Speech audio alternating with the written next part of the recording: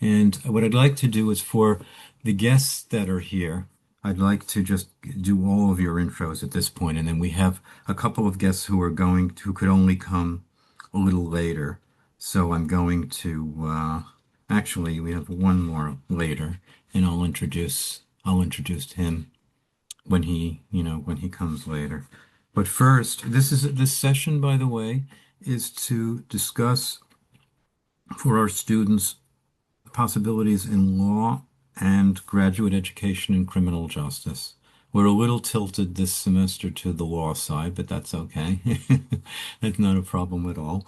And we have an increasing number of our students, our majors, considering law as a profession. And so it's fitting, I think, that we have with our first speakers here. We have guests from Northeastern University, the co-op division of the law school, and they are Quaim Lee.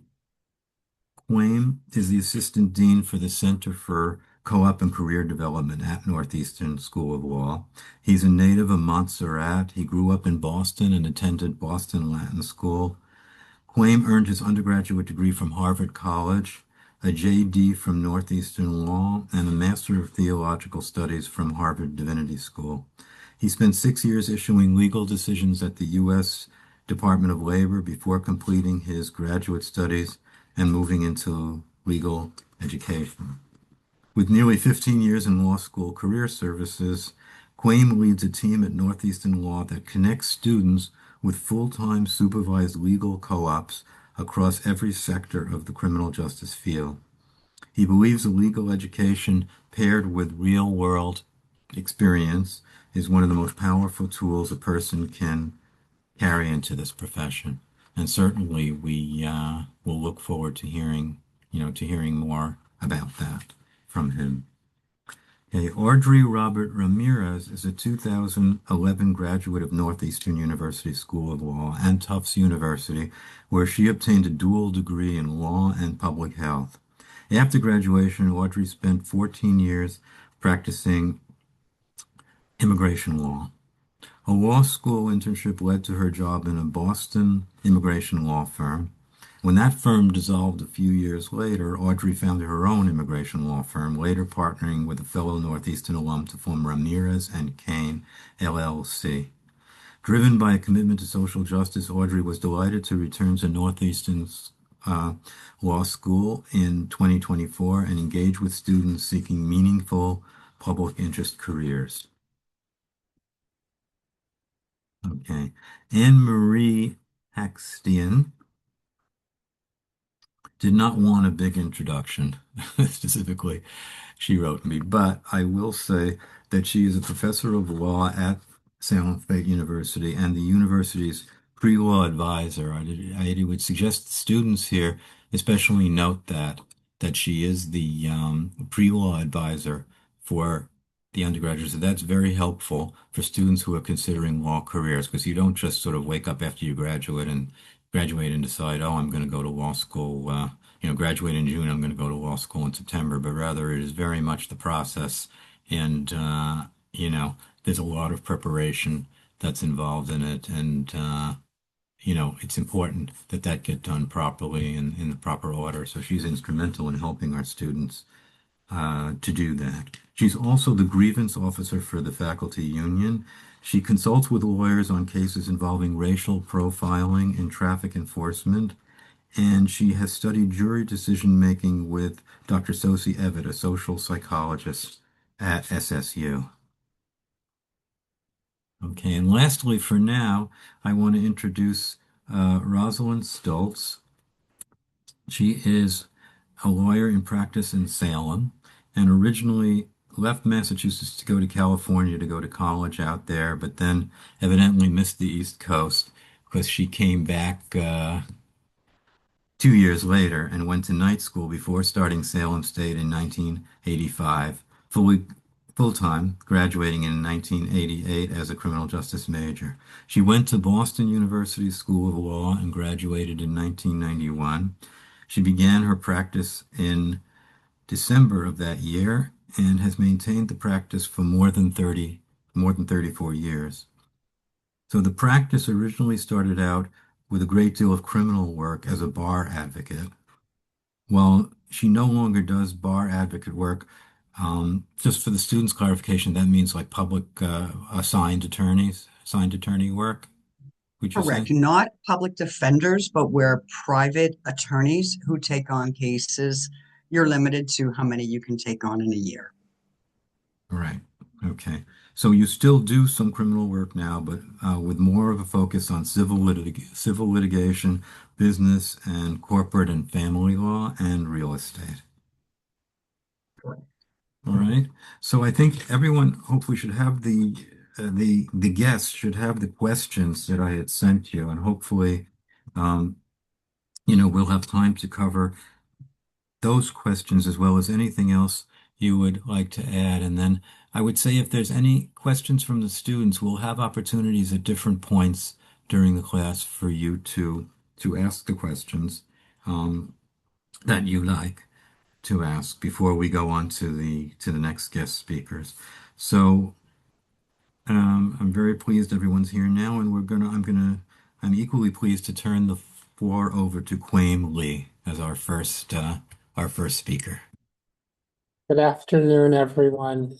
Thank you, Professor Metrick. I really very honored to have this opportunity to talk with you all about both the career journey and the work that we do in preparing students to enter the practice of law. It's certainly Northeastern has its own unique flavor on that, but we're not the only school. There are 193 other accredited law schools in the United States. And as much as we'd love to have you at Northeastern someday, more important to find the school that best suits what you're looking for in terms of your career path. Um, just going through, I'll do my best to answer these really great questions that Professor Metrick has sent us. Am I pronouncing your name correctly, sir? I'm sorry. Yes, yes, Thank fine. you. So in my current role, I'm the assistant dean for the Center for Co-op and Career Development. We call it more affectionately the Co-op Office, and we are the only school in all of the United States that offers co-op for law students.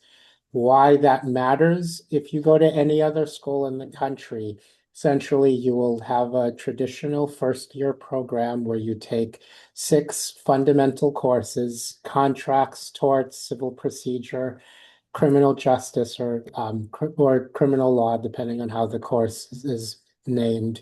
Um, Constitutional law and property. And you'll do a writing course, and then you have a summer before your upper level classes start in the fall. And during that summer, you'll work typically, and then you come back to school. You'll do 2 semesters and then do another internship that following summer, and then come back to school for 2 more terms and graduate. Northeastern is different in that our second year starts in right after your first year exams. So our first year students, finishing up their exams last week.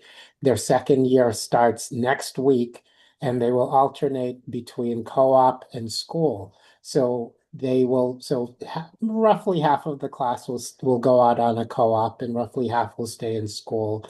And then that group flips. So then the ones who are in co-op for the summer come back to school, and the ones who stay in school will go on co-op, and they alternate back and forth like this for 3 academic terms, 3 co-op terms. And by the end of it, they get about a year's worth of practice experience.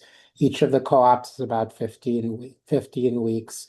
And in the criminal justice system specifically, we have over 300 co-op partners in over 40 different states and territories around the United States. As you would imagine, Massachusetts is our biggest center, but certainly people are going to New York, people are going to DC, California, out in the Pacific Northwest, down in Texas. You can literally go wherever you want for your co-op. And what's different is while the summers are pretty similar to other schools, and those who choose to stay in school, they can also work in the fall and the spring when everybody else is back in school. So you get the benefit of when offices are often very busy when everyone comes back from summer break and the kids in camp and all of that stuff, and can really dive into the day-to-day work. And we've been doing this since 1968 and are still the only school that does this. And my responsibility is to oversee the office. I have an amazing team of like about 10 folks who both advise students on finding the co-ops and also managing just the application process, as well as us functioning as a full career services office, which also helps you to find postgraduate employment. Many of our students are going into criminal justice careers. And for the class of 2025, which is the class that we have the most complete employment data on, our number one employer was the Public Defender Office here in Massachusetts, the Committee for Public Counsel Services. Also, you'll hear people use the acronym CPCS, which provides government-funded legal defense to those who are unable to find an attorney, as well as works with folks like Attorney Stoltz on potential bar advocate case assignments. So my team, we advise students on these careers. I don't do as much advising anymore directly. My team often notes I spend most of my day sitting in meetings with other administrators. But nonetheless, I started in this particular line of work about 15 years ago as a baby co-op advisor in the program here at Northeastern. And I was here for 3 years before going on to Suffolk University Law School for almost 8 years before returning here to manage the team, and really proud to be back here in my alma mater. What got me into law school is interesting. As Professor Metrick shared, I'm from this little island called Montserrat in the West Indies. Very small. When I left there in 1985, there were 12,000 people. If there were 12,000 people at a Celtics game, that would be a poorly attended Celtics game. That's how small our island is. And it's even smaller now because there are only about 5,000 people left there now. And I came here as a little immigrant kid who was shy and awkward and got picked on a lot and bullied. And I thought, I want to be a person who has authority. And for me, it was either to become a police officer or go to law school. And my grandfather was a police inspector, and my parents said, don't follow him. That job is too hard. And I chose to go to law school. And I went to law school right out of college. Um, there and I believe Professor Hackstein will share the same thing, but there isn't a specific major typically for law school. The thing that serves you well is critical thinking, being able to look at something in front of you and ask, what am I missing here? Like if you go into the supermarket, for example, and you see a jar of ketchup, they don't do glass jars anymore, but a plastic jar fallen in and there's ketchup spilled all over the floor. You might just walk around it and say, oh, someone was a klutz. A lawyer looking at that may ask, okay, what are the liability issues involved here?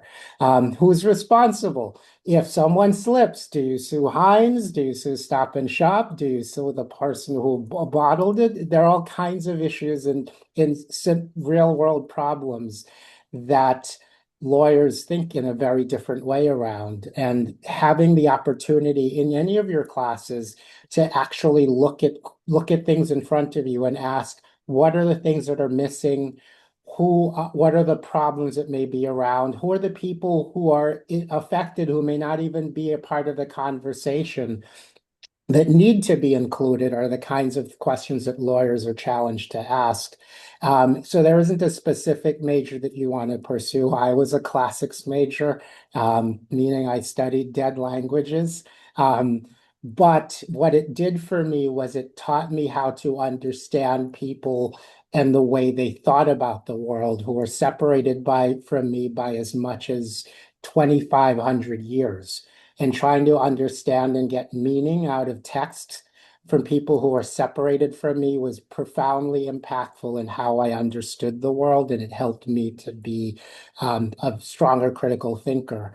And it also helped me to be able to read very complex sentences and break them down. You learn grammar really well when you study other languages. That I found was really invaluable for me in going to law school. After I graduated, I spent about 6 years in the Department of Labor, the United States Department of Labor, in a tiny agency that manages the federal government's workers' compensation program, where essentially I invest when your postal worker gets bitten by your favorite dog, your dog that you left out in the yard and forgot to bring him in the rain, and the postal worker gets a nip. We investigate those claims. Also, people who were injured during 9/11, those would come through our office.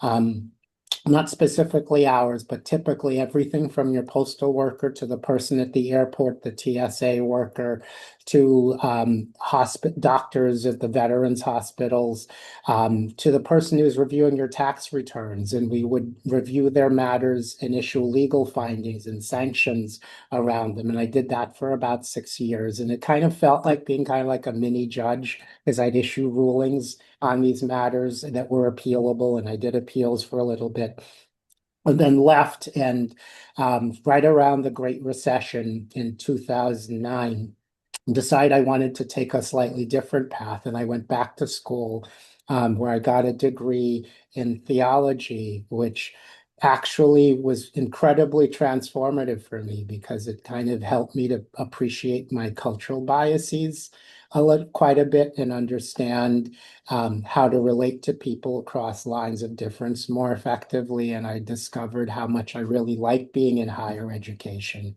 And the chance opened up to me to work advising students. And it was the perfect job where I got the chance to pull on some of my legal training, as well as I was a manager for a couple years in the government, hiring new people and just working through really complicated legal issues within the federal government's workers' compensation program.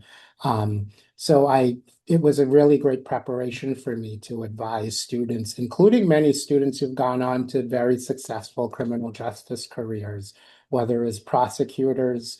One of my former students works in the Boston Police Department's Office of Legal Advisor. So the folks who advise the Boston Police Department on their policies and procedures, as well as students who've gone on to become prosecutors and have worked with judges over the time of their over the course of their careers. And what it certainly the collection of experiences I've had in my life journey have been really helpful, because often when students come to talk to me, I had one student who's actually a very successful criminal defense attorney today, and she complained once. She said, "When I come to talk to you, you're very frustrating because you never give me the answers." I said, "That's right. I give you a lot of questions." Exactly. "I just want the straight answer." And I said, "That's good, because when you meet with me, it's like if you've taken the T, does everyone know what a Charlie ticket is, or a Charlie card? Um, Working with me is like working with a bunch of used Charlie cards. I'm going to give you a stack of cards, and you have to go and figure out how much money is on them and which one will get you where you need to go. Because at the end of the day, I want you to be able to look at yourself in the mirror and answer, if I choose to be a prosecutor, if I choose to be a defense attorney, whether in private practice or working for a public defender office, or I go to working in the legislature, writing laws around criminal justice, I'm doing this because I've chosen this for myself, not because Quayme told me this is the job I should have. because I'm not going to be on your shoulder when you've got a stack of 200 cases you have to get through. I'm not going to be standing behind you when the judge may be a little bit harsher on a Tuesday afternoon than you are expecting. And you have to figure this out for yourself. And I want to be able to empower you to make the choices that make the most sense for you, your family, your loved ones, your community that you can own, rather than me projecting my own values on you. And that has been my methodology in the 15 years I've been doing this work of supporting students. Doesn't work for everyone. That particular student found someone else in the office who was more to their tune. And she's amazing and very successful. But it's one that I believe in. And I think, and for the people who have mentored me over the years, the most effective ones have been those who challenged me to answer the questions for myself rather than telling me that this path is the absolute best path for me when it may just be based on their particular way of doing things. Um, in terms of the best parts, like the typical part of my day is probably different than a typical lawyer, and the attorneys on those practicing will be able to inform more specifically. Much of what Audrey and I do is meeting with students to help them figure out what options are available to them. That's helping them apply for opportunities for their internships, so we call them co-ops. It's preparing them for interviews, connecting them with attorneys. So a lot of times I've been doing this. I probably have a few thousand students that I've worked with who now are part of my professional network that I can connect students with. And just helping them to, I like to think of it as kind of like a bridge builder where you're on this side, you're thinking about your criminal justice career. I know people who are already practicing. How can I bring you together in ways that you ordinarily would not have met each other? So feel free after this call. Professor Metrick has my email address to contact me if you have any questions or would like to talk more, and I'm happy, and link in with me. I'm happy to connect you with folks. The best, in terms of work-life balance, I always find that colorful because the reality of legal practice is it's kind of a misnomer. It's lawyers work very hard. And we should work very hard because this is a career which demands that you will stand up and advocate for, speak on someone's behalf. And people's problems don't happen between 8 and 4 p.m. They happen all times of the day. And being able to understand that is going to be important. But that doesn't mean that you work 24 hours a day, because you have to be able to sleep and produce and deliver, present before different authorities as well as to your clients in a way that you are bringing your best possible self to serve them well. So I think, so in terms of what the work looks like, it can vary quite a bit. Certainly, if you talk to folks who are prosecutors and public defenders, they have very large caseloads, but they're not going into court with every case every day. So being able to structure your day, being an organized person, keeping accurate records, and starting those habits now of making sure that you have a good calendaring system. So you're planning out your schedule with your study time, and you're reviewing for your courses is going to be the kind of disciplining that you will need for a successful career as an attorney. And getting used to meeting people. This is all about a people business. By my very nature, I am the most introverted person you'll ever meet. Like, I've done those tests of Myers-Briggs, and I'm introvert off the charts. But then how do you do career stuff? You manage it. And that means I take a lot of time to prepare myself when I go and talk in front of people. I try to be strategic about who I go to meet. Sometimes people get a little overwhelmed by the term networking, where a lot of people think it's you go into a big room and you have to meet all kinds of people. Sometimes it's just finding someone who says, uh, I just want to, I see Danny over in the corner. Maybe Danny and I were law school classmates. Danny, I see that you have a classmate who went to school with you and they work at the Middlesex District Attorney's Office. Would you mind connecting me with them? And Danny makes an introduction, and I can do the one-on-one conversation. So a lot of it is really trying to figure out what makes sense is the best way to connect with people that's more natural to how you approach life. And I'm better at the one-on-one. I can fake the big receptions if I have to, but you won't find me doing that every night of the week. I try to do that 2 or 3 times a year. Whereas if you met my sister, she can go to wine and cheese receptions every single night.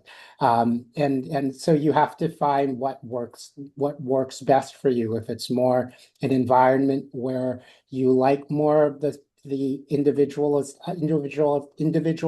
time, or the environment where you are within a larger team.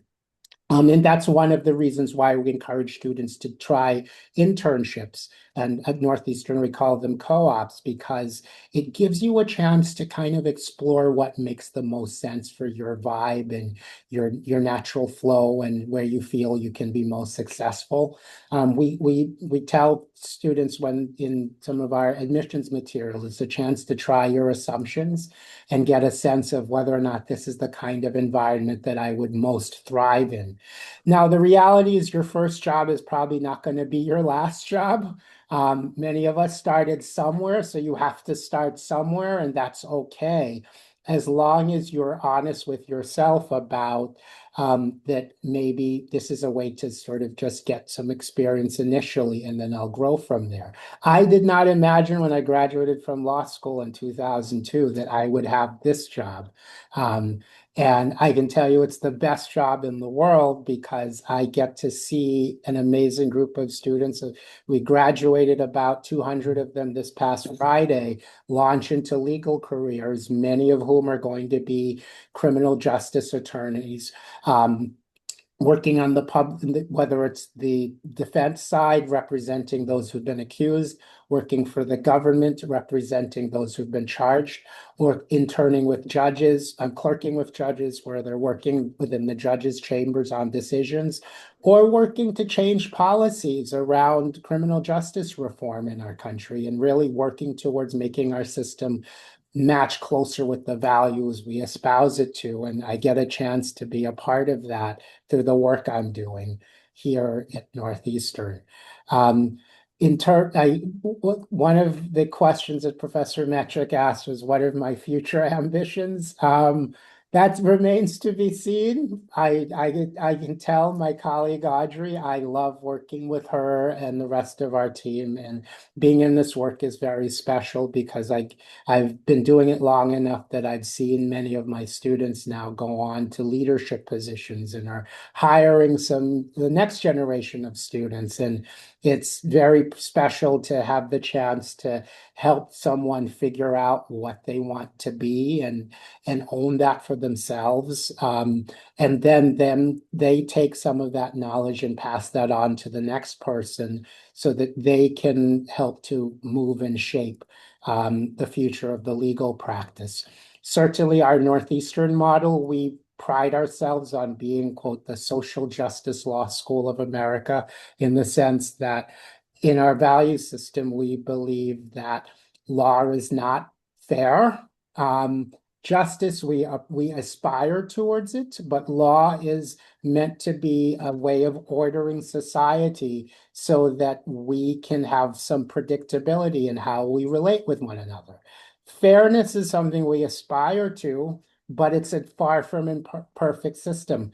And that's why we need new lawyers such as yourself, because as you enter the profession, and whether you're litigating cases, or writing, or trying cases, or working on making policy choices, make that we move towards a more fair and balanced system, that accounts for everyone, and that everyone has their chance to be heard, and that everyone's rights are protected within our various systems of addressing those rights. But it is a far from perfect system. And it is a better system than it probably was 200 years ago, but there's work to be done. And I'm sure others on this call can attest to that. And we hope that if you come to Northeastern, you'll have the chance to have your assumptions about our legal system challenged in ways that propel you into careers where you're asking those hard questions. Our governor is an alum of the law school, Maura Healy, and the same values that she learned are the ones that Audrey and I learned, and we really believe that those are informing some of the critical decisions she's making as the leader, the head of the executive branch here in Massachusetts, and they're Northeastern alums all over the Commonwealth and working in these different capacities. I know I've talked a lot, but that's sort of my general career path and such, and feel free to ask me any questions. I've also prepared, Audrey and I, Professor Metric, and can share as well with Professor Haxian a little slide deck of just what criminal legal careers are looking like in the current times, and the path to that you can feel free to share with your students as a resource. Great. It does have a Northeastern slant to it, I will warn you, but generally the takeaways are applicable across many other schools. If we don't have time during the class today to show it, if you could Yeah, send that to me, please. absolutely, Yeah. absolutely. Thank you so much for all of the valuable insights that you shared with us today. Do any of the students, before we continue, have any questions about anything of what you said? Would you like to pursue maybe in a little more depth? One thing I wanted to ask if you could address, Quayme, is your thoughts regarding how work is going to change for lawyers in this area in the future, most Sure. important future changes, and how can current and future lawyers best prepare for these changes? No, very good question. I think probably the biggest thing that's affecting us as a society is the advent of artificial intelligence. Um, and believe it, you would think that, and often people assume that artificial intelligence is most showing up in the business world, and sort of the more private, financial sides of law, when actually the folks who have been really at the front lines of pushing legal advancement and using artificial intelligence have been those, excuse me, in the public interest, particularly in sometimes both public defender and prosecutor offices. Like one office uses artificial intelligence to review body camera footage from police officers. That is something 20 years ago, no one was talking about body camera footage. And even 10 years ago, it wasn't nearly as prevalent, whereas now it's all over our social media platforms. So using technology to be able um, to do a lot of the sort of rote, sometimes even boring work of just reviewing massive amounts of documents and sort of distilling information down into things that are more manageable is coming at a very fast pace.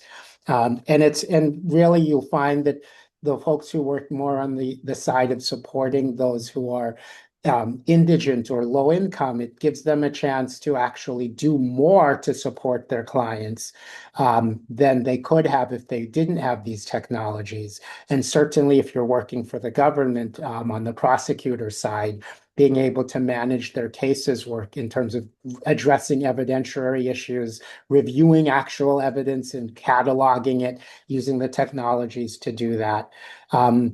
The law degree is becoming more portable. For those of us who graduated from law school 20, 30 years, 40 years ago and studied and took the bar, you did one bar exam, maybe two. And if you had to wanted to practice in another state, you had to wait several years till you had shown that you were a lawyer that the community felt was trustworthy and followed the ethics of the profession to be able to move to get authorization to practice in another state.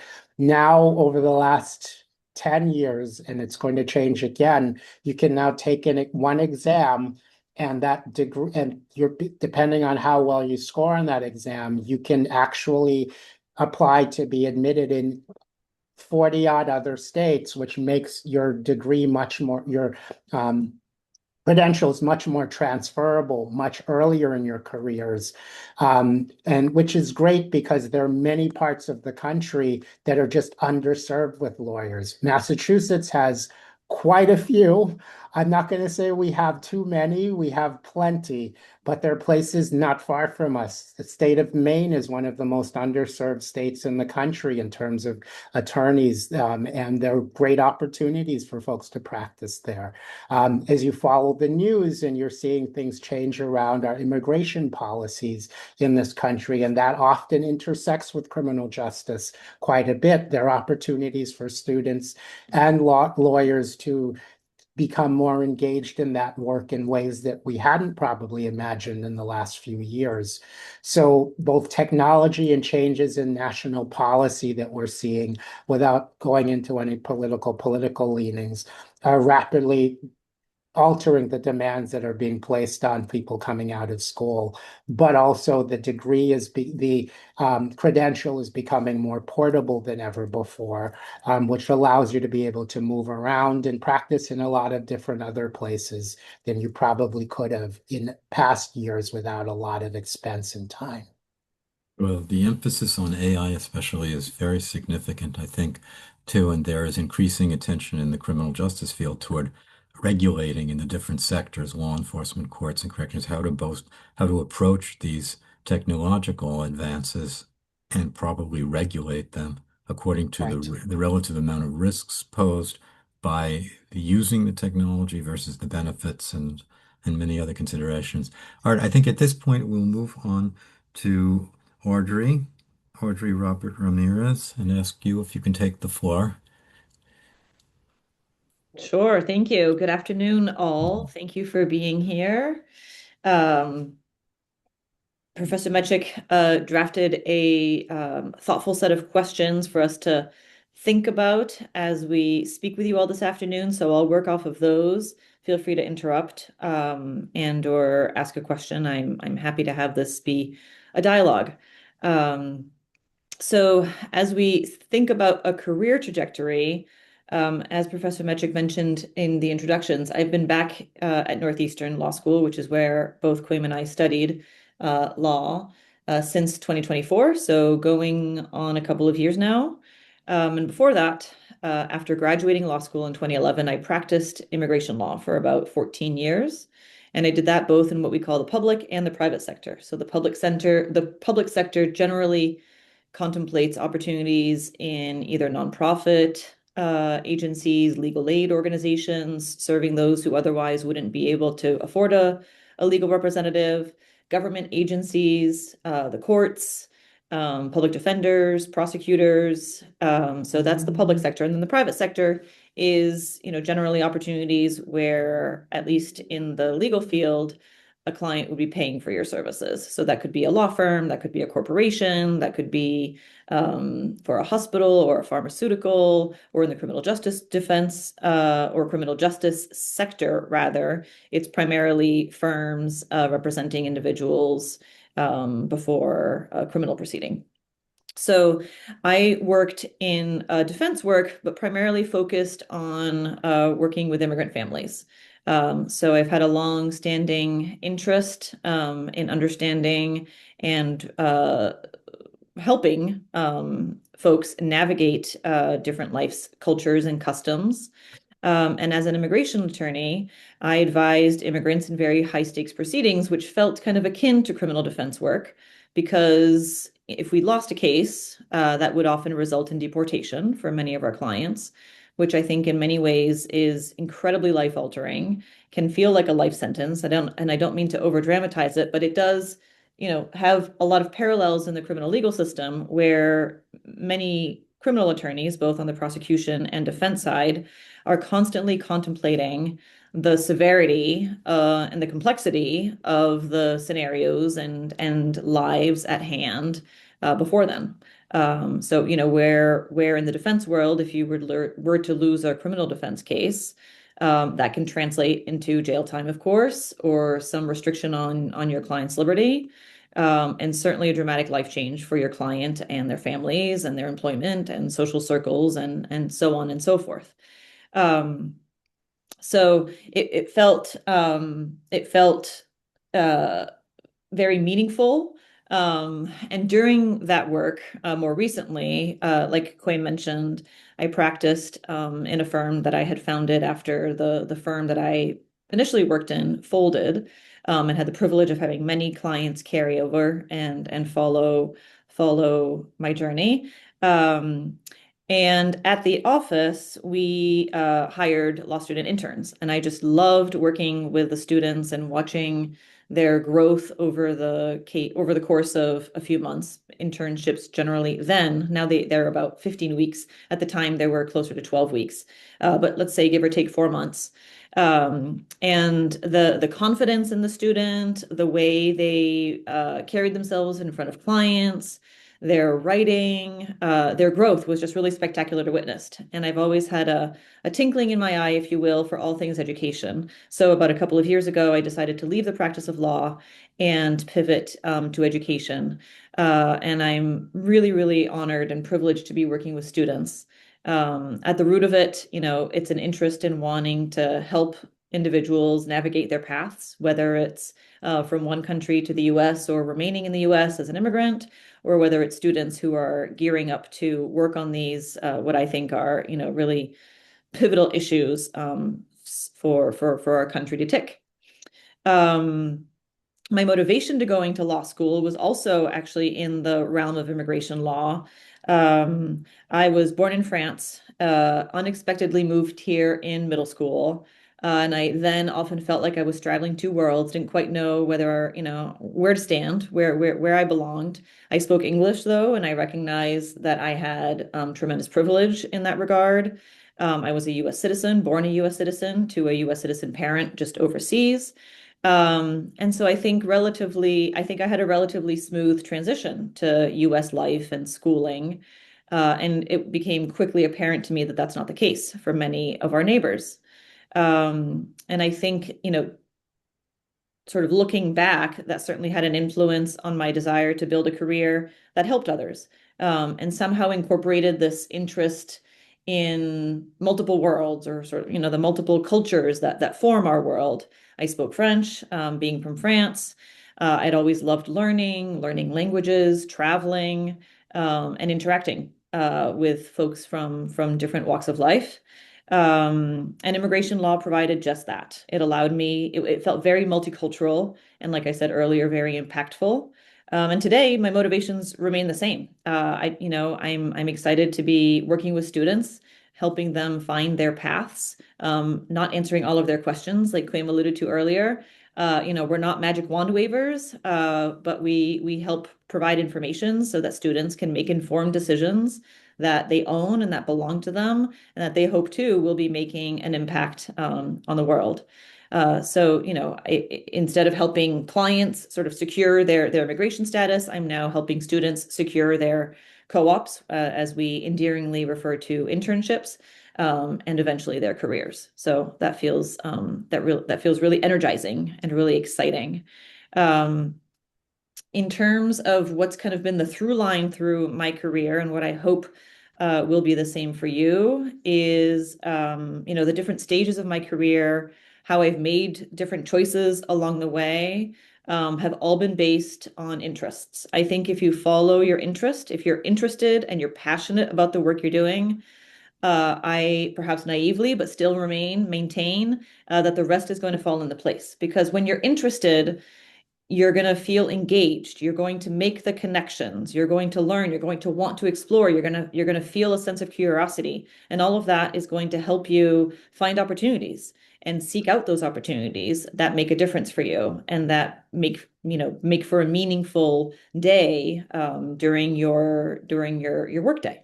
Um, and to sort of carve out what those meaningful opportunities were for me, was engaging in an education system, both undergraduate and graduate programs that really embraced these experiential learning opportunities. So getting out into the field as much as possible.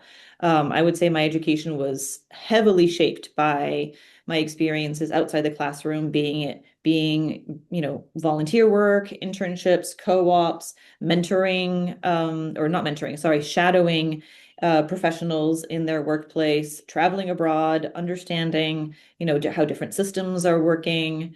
And all of those experiences really opened doors and helped me network. And I felt very fortunate, and still do feel very fortunate to have collected a little posse of mentors and folks that I turn to for guidance regularly, from as far back as undergraduate, which for me, I'm going to sound like a dinosaur, but that was, the early 2000s. And those mentors are still live and well and deeply respected by me. And we keep in touch, and that's incredibly valuable. And it's not too early to start building that repertoire, if you will, or that Rolodex, yet another concept that might date me. But just a list of individuals who you can turn to when you have those unavoidable This is a question marks. Rolodex, There you folks. are. It's a Oh, the Rolodex. It's solidarity. really, really, really old. Just had to go there. Didn't mean to interrupt, but I'll tell you why later. But it goes I to with what so you said. appreciate it. I so appreciate And it. because they Well, didn't know what a Rolodex was, so I just had to demonstrate it rolls. Sorry, folks. and it's alphabetized, so you've got your contacts in alphabetical order. Anyhow, I digress. But yes, you want to Thank build you. your Rolodex of contacts and folks who you have a connection with. Because that's what has opened so many doors and provided such a rich experience. Um, so a little bit more concretely in terms of the stages, while in undergrad, like I alluded to, I spent more time off campus and outside of the classroom than on campus, and spent some time in Latin America, became comfortable speaking Spanish, and then moved to Nicaragua, Central America, after graduating undergrad, and spent some time basically doing community organizing. So going around communities and giving presentations as to their rights and protections. This is long before I even had an inkling that law school was in my future, much less a career in the law. But I just wanted to work with the people and share information that somehow I housed. And there, maybe 6 to 8 months in, I realized that I needed a little bit more training, a little bit more tools in my belt. So I came back to the United States and engaged in the AmeriCorps program, which maybe some of you are familiar with.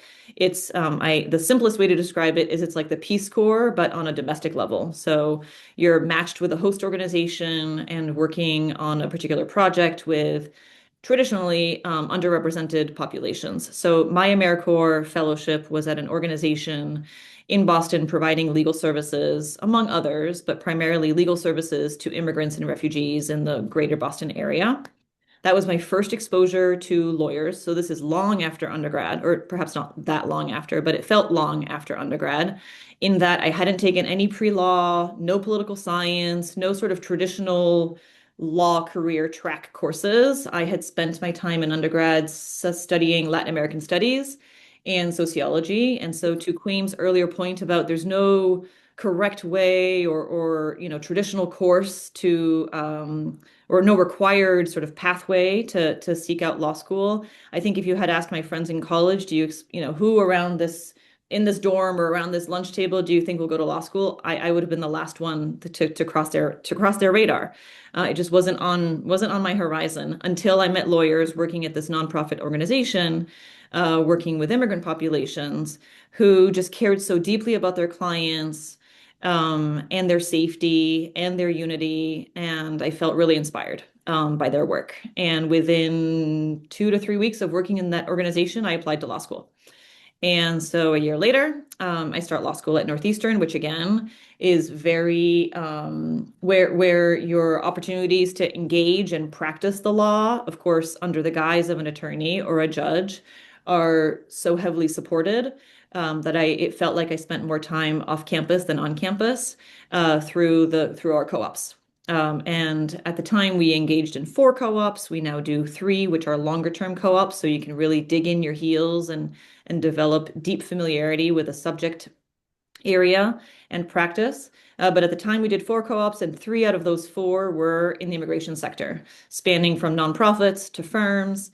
Um, and it just simply reaffirmed my interest to work in the law. And very fortunately, my last co-op became my first employer, or my last co-op employer, I should say, became my first employer post-graduation. They were professors at the law school. They employed students through internships. And then, like I said, I was very fortunate to be employed by them postgraduate. So there you have an example of the value of an internship, the value of a mentor, and building that network or Rolodex. Um, and really deepening those relationships. And then that firm dissolved because one of the partners became a judge, an immigration judge, no less. And many of the clients still needed a home to house their cases. Immigration law cases can take up to 7, 8, 10 plus years to resolve. So many of those cases were ongoing. And so I had the fortune of having a client based and was able to open up my office, and then merged with a colleague who is also a Northeastern grad. And we worked really hard and really proudly to help protect the rights of immigrants who wanted to build a life for themselves and their families in the United States. And it felt really impactful and really rewarding work. And like I mentioned earlier, we often hired law students, and I really liked that connection. So I felt that there was a piece of my work or a desire in me that wasn't being met, which was to discover, I should say, or sort of deepen my interest in all things education. So I feel very privileged to have come back to Northeastern in this role, where I work with students who are hoping for similar careers in the service of others, and seeking work that will help those who are often needing help in a way that isn't met. I think some of the aspects that or characteristics, I guess, that would make for a strong law student and a strong lawyer are your passion and compassion. I think if you've got those and you remember the why am I studying so long? Why am I spending so many days and hours and years? Why am I doing this? Why am I doing that? If you can remember the why on those longer days, on those harder days, on the days where you lose your case, um, it provides for that invigoration that you need. And to find that why, I think it's really important to engage with your community, engage through service, engage through volunteer work, engage through a youth group or a church group or some sort of mission-oriented organization. And these are the organizations, these are the opportunities, these are the individuals who are going to expose you to the needs along the way, the needs of populations that will serve as your why. What is it that drives you? What is it that makes you get out of bed, makes you tick, and brings you joy? Because, like Quinn mentioned, attorneys work long and hard, as we should. I think, going this far in your education path, and securing this knowledge and these training skills and the expertise, and certainly a license, all of these aspects are privileged aspects of our lives. And, we have a duty. We have a duty to impart that knowledge and impart those skills in a way that benefits others. And all of that is, like I said, inspiring. And it is also, time consuming and can at times be exhausting or draining. So having that why, building that moral compass to understand, what it is that drives you to do this work is going to be very helpful, I think. And to discover that why, I think you really have to dig your heels into the community, shadow individuals, speak to individuals, ask them about their day to day. I think, certainly before I engaged with the attorneys of the nonprofit organization as a fellowship before law school, I had my own kind of assumptions of what a lawyer was. And I thought, not for me. And I was very wrong. There are so many different ways of being a lawyer and so many different ways of practicing the law or not practicing the law, but still working within the legal sector, that you might just find it is for you, but you might not find that why or the how until you actually engage and, work with individuals who are involved in the practice. Um, In terms of future work ambitions, similar to Quame, I feel very content and very fortunate to be where I am today. I still feel relatively new to this role, even though it's been about a year and a half. I like being a part of an organization that I would say is defined by thinkers and doers, individuals who want to take action, individuals who see a problem and want to address it, individuals who care. These are all kind of notions, if you will, that are valuable to me. And in the educational setting, I certainly see and feel that. And I feel inspired by the energy that students, much like yourselves, bring to their work, bring to their studies. The ambitions that they have only serve to push us to seek out more opportunities and to make more connections with employers and learn about a subject area so as to be able to support a student accordingly. And I think, I'm still very much learning and very excited about the learning, and still very open-minded. So I don't have a precise ambition at this point, but I'm settled with that. And I think not knowing exactly what's next or where to go next is okay. That probably feels uncomfortable, from where you're sitting. But I strongly believe that that's okay. I think having a little bit of doubt is going to give more room for curiosity and more room for development and growth. So follow those question marks and try to get to the perhaps not to the end of them, but certainly, sort of dig into that exploratory aspect of that question mark. One of the questions had to do with, what are the best parts of our days and what are the harder parts of a lawyer's life cycle, if you will, as a lawyer.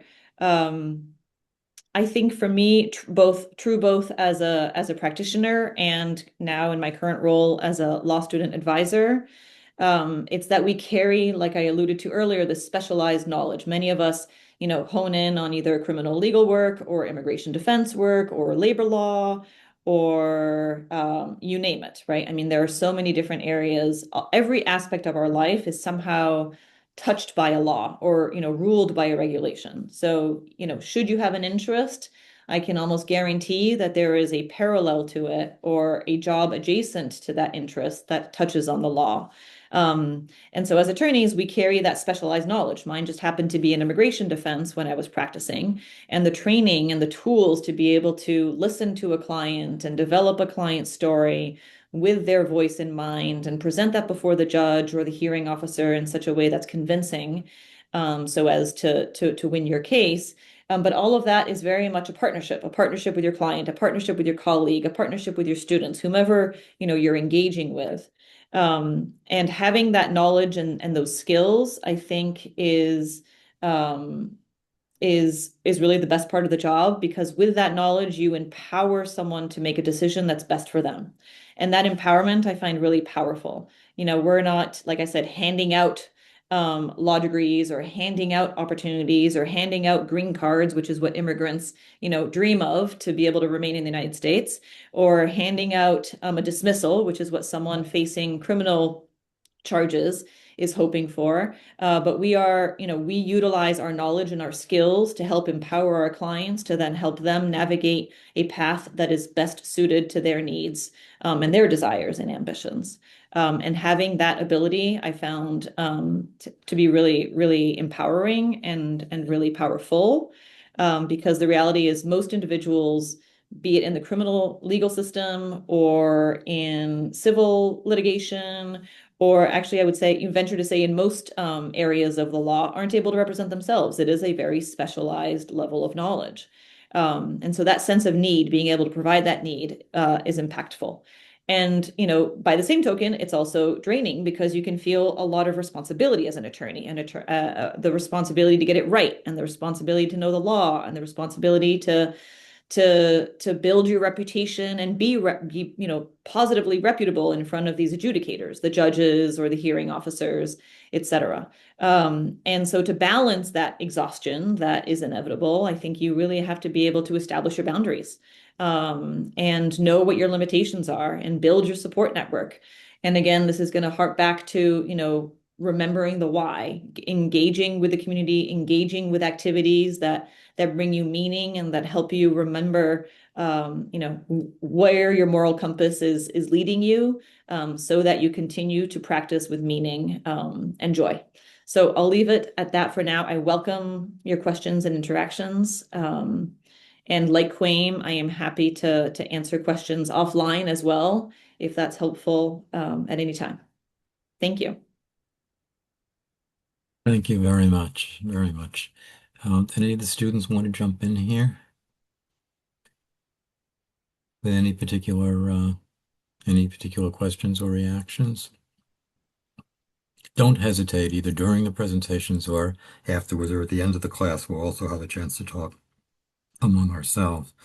One thing I wanted to mention and underline was that I think was especially significant in this past presentation now from Audrey, was the emphasis on mentoring.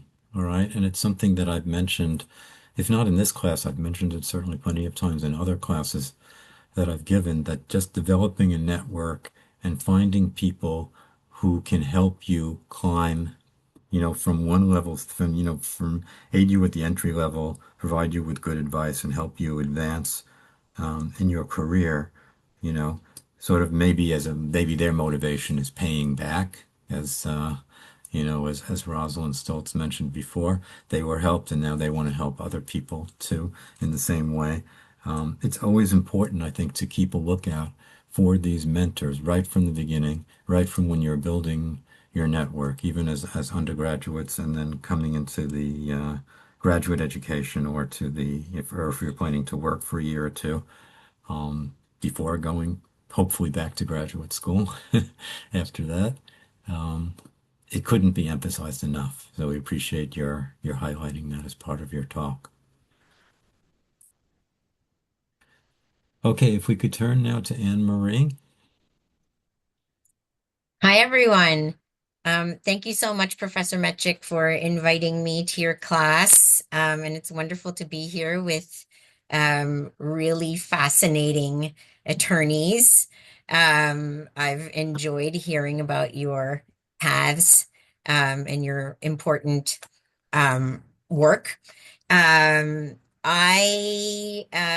will just, quickly reiterate that I teach here in the business school at Salem State.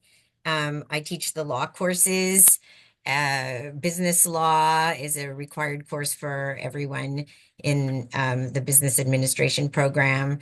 And I teach an elective, which is employment law, and a graduate level course as well on law and ethics in business. And I'm as Professor Metchik said, the university's pre-law advisor. So I assist students who are interested in considering a career in law to think about that, and what it means, what it entails, and then, more practically helping them with the various steps of registering with the LSAC and taking preparing to take the LSAT and so forth. So I'm willing to be as available to you as you need. Sometimes I meet with students once and that's it. We have an hour-long conversation and then I never see them again, which is totally fine. And other times I become, a constant companion, maybe, over the course of their last year here at Salem State as they're, getting ready to launch off to law school. So it's entirely up to you, and I love being involved as much or as little as students would like me to be. And then I'm also the faculty union's grievance officer. So in that capacity, I help faculty members who feel that their rights have been violated by the university's administration. And that's really fascinating and also um, uh, meaningful to me in the sense that I am often able to help people resolve disputes so that they can continue to work, together amicably. I find that extremely rewarding. So, another part of my job as an academic involves conducting research. And as you briefly heard earlier from Professor Mechik, the main areas of my research agenda have been on jury decision making and racial profiling.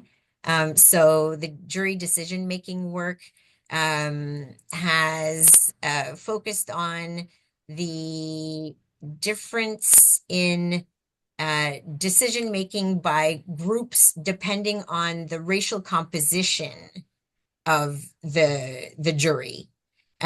So, do they make different decisions depending on, when deliberating on the same set of facts, the same presentation of evidence, depending on whether they're in a group of all white jurors or a jury that contains some members of, what we would call minority groups, African American or Latino. And that's been amazing work. It's also led to some consulting work with CPCS attorneys who have challenged decisions made by juries where there were no white, no people of color, no, all white juries sentencing or making decisions in cases involving a Black defendant, for example. And then the other area, the racial profiling research that I've done involves racial profiling in places of public accommodation, or another way to say that is in stores and restaurants and hotels, and where people of color are either ignored or watched too closely. And as a white person who grew up in Canada, I had no idea that that was an issue until I learned from colleagues of mine that this was a daily experience, very common experience that they had to manage all the time, and that infuriated me. And so for the past 25 years I've been researching that and learning how to challenge that behavior in different ways. So I do work with as a consultant with attorneys now. I'm kind of jumping to, yeah, I'm still focused on what I do today, and then I'll go back to explain how I got here. But the consulting work that I do is primarily, like I said, with criminal defense attorneys. Um, in addition to challenging the race-based treatment that happens in stores and restaurants, I assist with analyzing traffic citations that are issued by police officers here in Massachusetts to determine whether there are levels of disparity in the rates at which they write traffic citations to people of different racial and ethnic backgrounds. Um, so that's been really interesting for me in the past 6, 7 years, because I've had the opportunity to work with some, brilliant lawyers. And it's just so much fun to partner with them and, see how they go about challenging the structural racism that exists in the legal system. And in our society in general. So, let's see. I started working at Salem State in 2001, so I've been here for 25 years. And prior to that, I had worked for a law firm that had contracts with federal and state government agencies. We provided equal employment opportunity services. I started out as an investigator, and worked my way up to supervising other investigators. And then I became a trainer and I wrote, agency decisions, drafts of agency decisions. So got to be, I think it was Coim who said a mini judge. Yeah. And I did that work for 6 years. I learned so much in those 6 years. I think primarily through the initial job as an investigator. So I was fresh out of law school and the youngest person at the firm, and some of the more seasoned attorneys didn't want to have to travel as much anymore. And I hadn't really, there was no Zoom back then. So you had to travel. And I hadn't really gone very far in the United States. I traveled abroad, but not within the US. So it was an amazing opportunity for me to get to be sent to these remote places in, the Sierra Nevada and California and meet these smoke jumpers. Have you heard of smoke jumpers? These firefighters who jump from a helicopter into the fire. And, investigate their claim that they were being treated unfairly. So people from all walks of life. I was with these smoke jumpers out in California, but I was also in these very fancy executive like FBI offices in Denver, and with people, filled with people with high level security clearances. And what I the main thing that I came away with is how no matter what job they had, if they didn't feel valued, it was very, very difficult for them to, remain motivated to work, to do a good job. And so, most often there was a breakdown in communication. And manager, supervisor who didn't take the time to communicate clearly why they had made decisions that they made. And that led to people feeling that, maybe discrimination had crept into the decision making. And so I actually, find that lesson to be helpful to me in teaching business students, who are all hoping to be managers and supervisors in the future, business owners. Um, and let's see what else. Yeah, so I went on at that firm to be a supervisor and a trainer, as I said. And when I started with the training, I realized that I had found my place. So I loved being in a classroom with people who want to, improve their lot, and uh, you know, make something of their lives.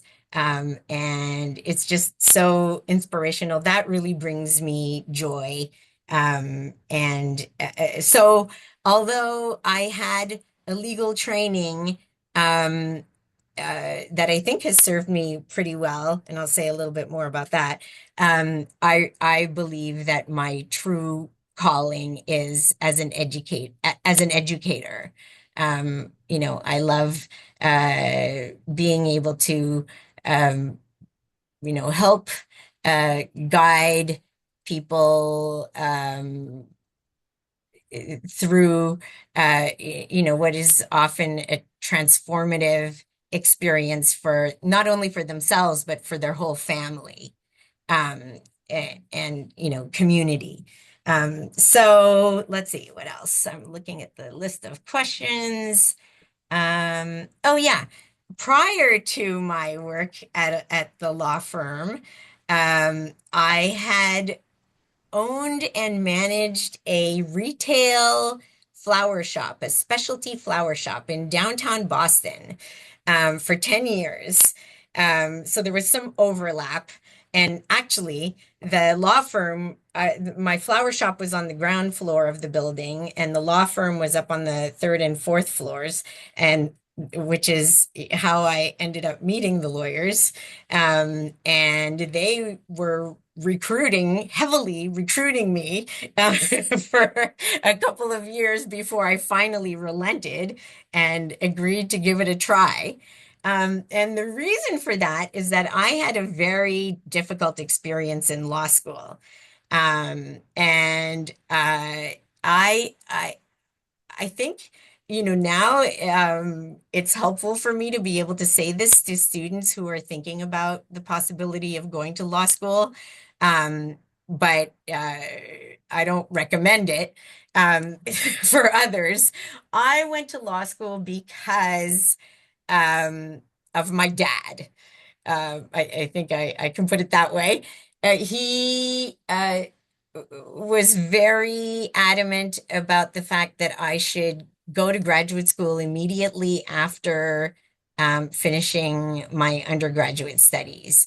And I just didn't know what to do. I didn't know, I wasn't opposed to the idea of going to graduate school, but I didn't know what I wanted to pursue. I had been a political science major, and just really, thought that it would be more useful to go out in the world and get a job and figure it out. But he didn't agree with that plan. So I chose law school as opposed to another graduate program because it seemed to me that a law degree um, uh, was pretty broad, and that it would allow me to go in, many different directions. Um, and that, another graduate degree would narrow my options instead of opening them up.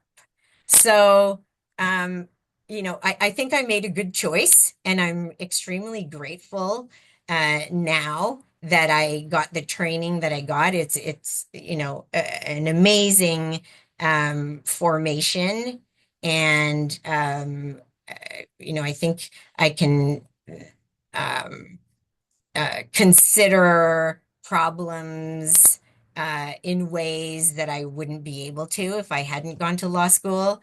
I also understand how things work because of my law background.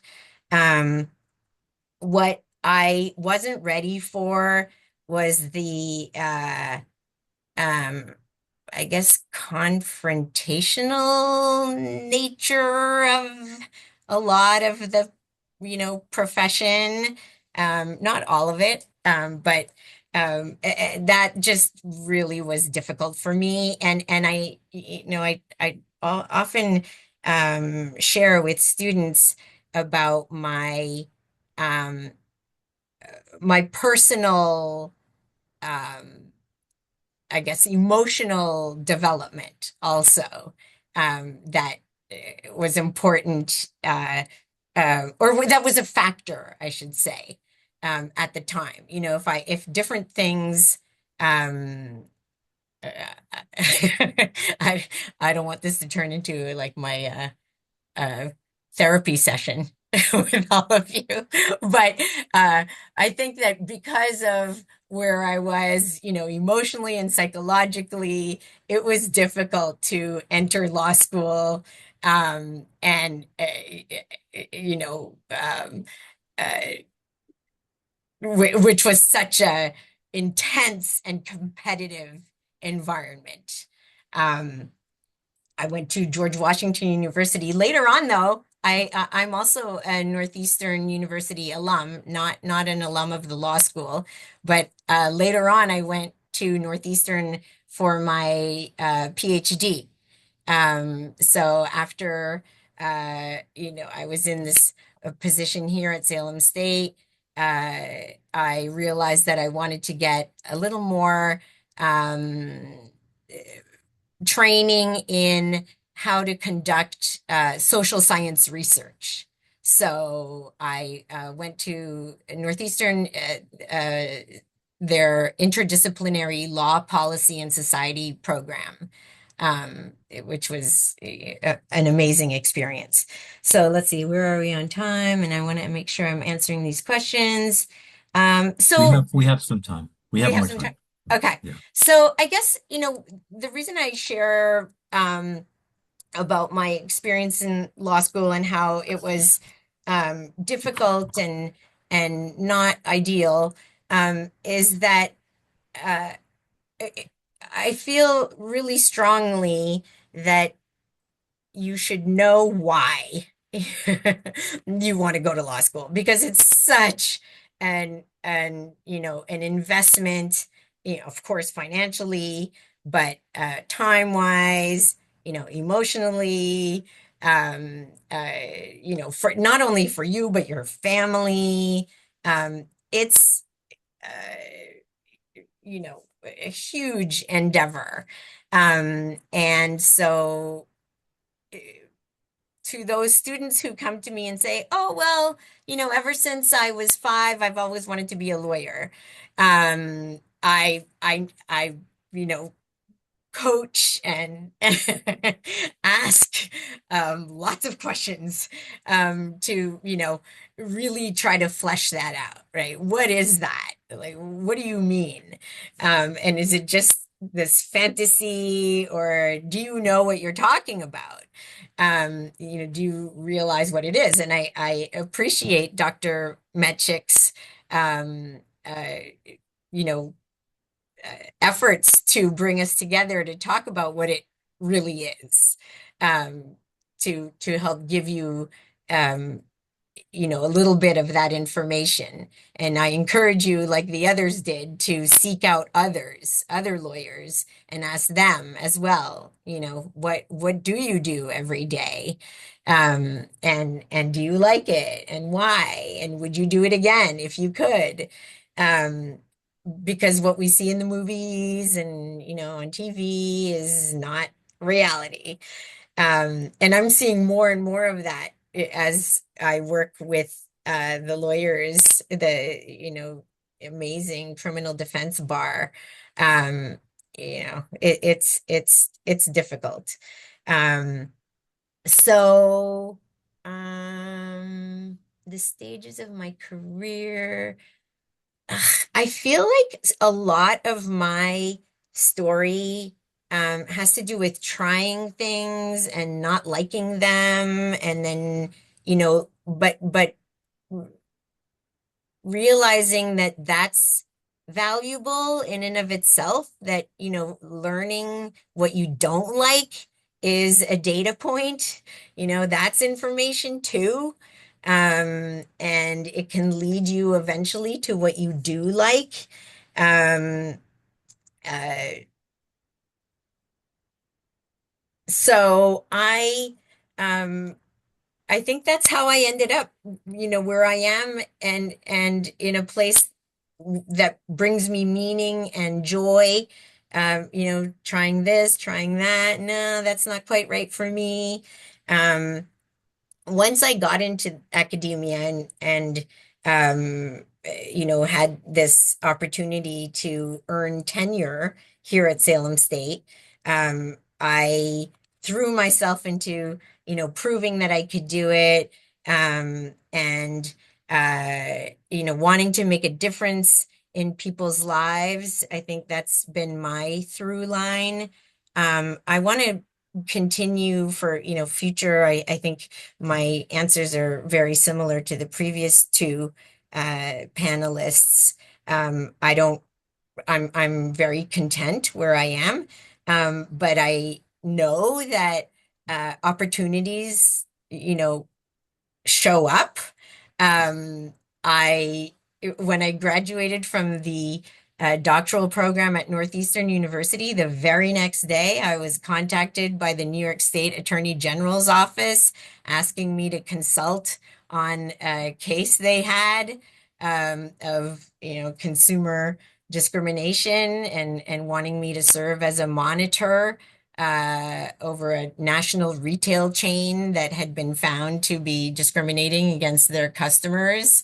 And, it just kind of felt like it fell into my lap. But of course, if I hadn't had the training and the experience prior to that, they wouldn't have called me. So I want to remain um, helpful to students, and, continuously learn to improve how to improve my skills. So today, the big challenge for me, I've been complaining and whining all year long about AI. And like, what do we do now? How do you teach with AI, generative AI?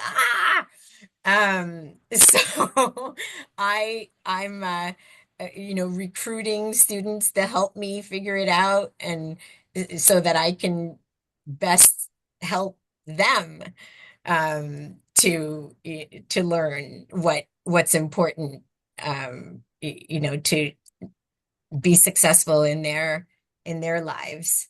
What else? I think the best part of my work is having the opportunity to work with smart people who want to make a difference. And that's just so much fun to me. Um, the work-life balance one, I feel like I skipped over that one. Where is that? I had a child as an older person, and so she is currently 11. And I used to work nonstop, um, because I loved it, and I still do love it. But now I am learning to, turn my computer off at 5 o'clock, and forcing myself not to look at email, so that I can be present with people in my life. Um, and I think that is important. Let's see what else. Eric, what am I missing? Um, Qualifications for people who are thinking of entering this field. I always ask students if they like to read. Um, I think I don't know if the other panelists will agree with me, but when students tell me that they don't really enjoy reading, I I tell them that they're going to have a tough time in law school. And as Koim said, it's true that law schools don't have a preference as to what program of study you emerge from as an undergraduate. Yeah, so as long as you focus on something that you care about, like Audrey said, that really interests you, that you're passionate about, and that you do well. And I think that's the most important. And that you know why you're going to law school. I'm going to repeat that. What is it that you'd like to do with that law degree? And even if it changes later on, that's fine. But I think that it was really hard for me to withstand the rigor of law school without having some notion of why I was doing it. Um, eh, that's not advisable. I don't know what I think AI is going to change the law, like others have said. Um, the last question, how can current and future lawyers best prepare for these changes? I really don't have the answers. I think I'm trying to figure that out myself. Anne Marie, thank you very much. I just want to You're ask the welcome. students if you can raise your hands. There we do have a discussion thread that follows each of these panels and it sort of measures whether you might be thinking, for example, more about law as a career following this particular presentation today, or the same as you were before or less. But of the students here, first off, could you show, I think you're all showing your pictures at the moment, but could you raise your hands high if you are considering applying to law school or potentially considering applying to law school? All right. All right. I don't see anybody's hands bouncing up. I'm sure these presentations, well, we'll see. I'm sure some of you are thinking more about it, but I guess I wanted to ask um, Professor Hackstein if you could maybe put your finger on, you've emphasized the importance of knowing why you're there, but in terms of the admission process itself, what is as a final question before we move on to the next speaker, um, what is the most difficult part of the admissions process? And then we'll move on to Professor Gustafsson right after that. Yeah, I don't know. I guess that might be a personal,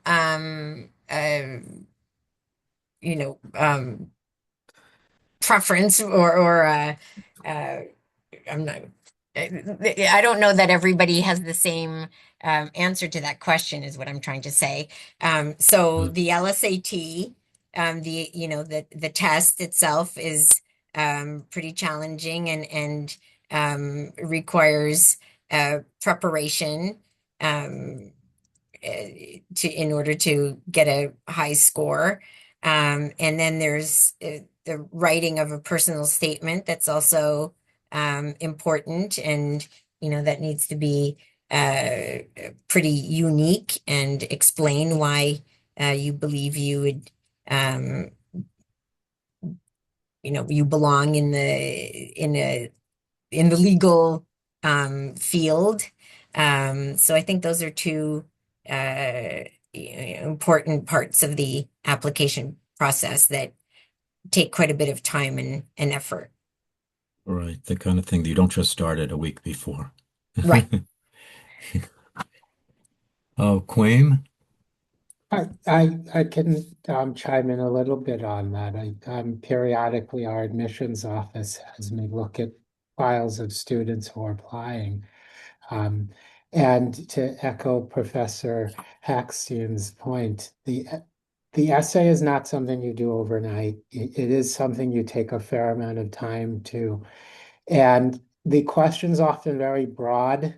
Um, but we do want to hear that you've given some thought as to what were the things in life that got you to wanting to make this very significant investment of time and money to pursue law school. For some people, it's a life experience. For some people, it might have been a course that you took. For some folks, it's a tragedy they've had in their family. Other people, it's a job that they had. But something that you could speak to that kind of lit your fire, rather than like I just graduated from college, I can't think of anything else to do, so I'm going to go to law school. Because those folks are often very disappointed because it's not nearly as fun as it looks like on the movies. And Right. you need to remember what that fire was that got you there, particularly in the first year. And Before we the turn, I'm sorry, go ahead. Yeah. just one last point. Schools are looking at the graduate record exam now as an alternative to the LSAT for people Uh, who feel more comfortable with that. But the standardized tests do matter significantly. They affect how much scholarship aid you'll get.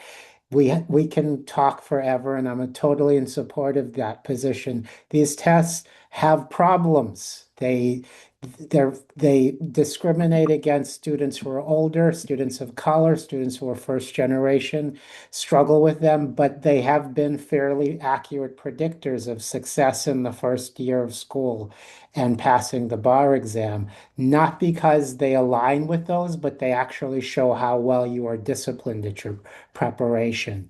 So take the time to do well on them because that will matter sometimes in cases even more so than your grades. well, thank you. Thank you, and Marie, very much for all those contributions and insights from your own personal past and your own experience, especially. Okay, well, we've been a little overweighted on law school graduation up till now, but we certainly want to turn for the next segment of the panel to graduate education and criminal justice. And I'm very pleased that Professor Joe Gustafson from my own home department has agreed to join us today. He is a professor of criminal justice at Salem State. Some of you may have been in his classes. He's also the coordinator of our graduate master's degree program, which includes a 4+1 option for undergraduates to obtain both the BS and MS degrees together in 5 years. All right. And so I'm happy to turn the floor over now to Professor Gustafson. Okay, hello everybody. Thank you, Dr. Mechik, for inviting me to this panel. I'm very excited to be here and talk a little bit about our program, as well as I guess just some of the benefits of studying in a master's program. I'll just begin by going over a couple of things that Dr. Mechik already mentioned. We do have two tracks here at Salem State in our Master of Science program. One of those is the accelerated 4+1 program. So if you are roughly around your junior year here, that's when you'd start applying and preparing for a senior year that includes a total of 4 graduate courses.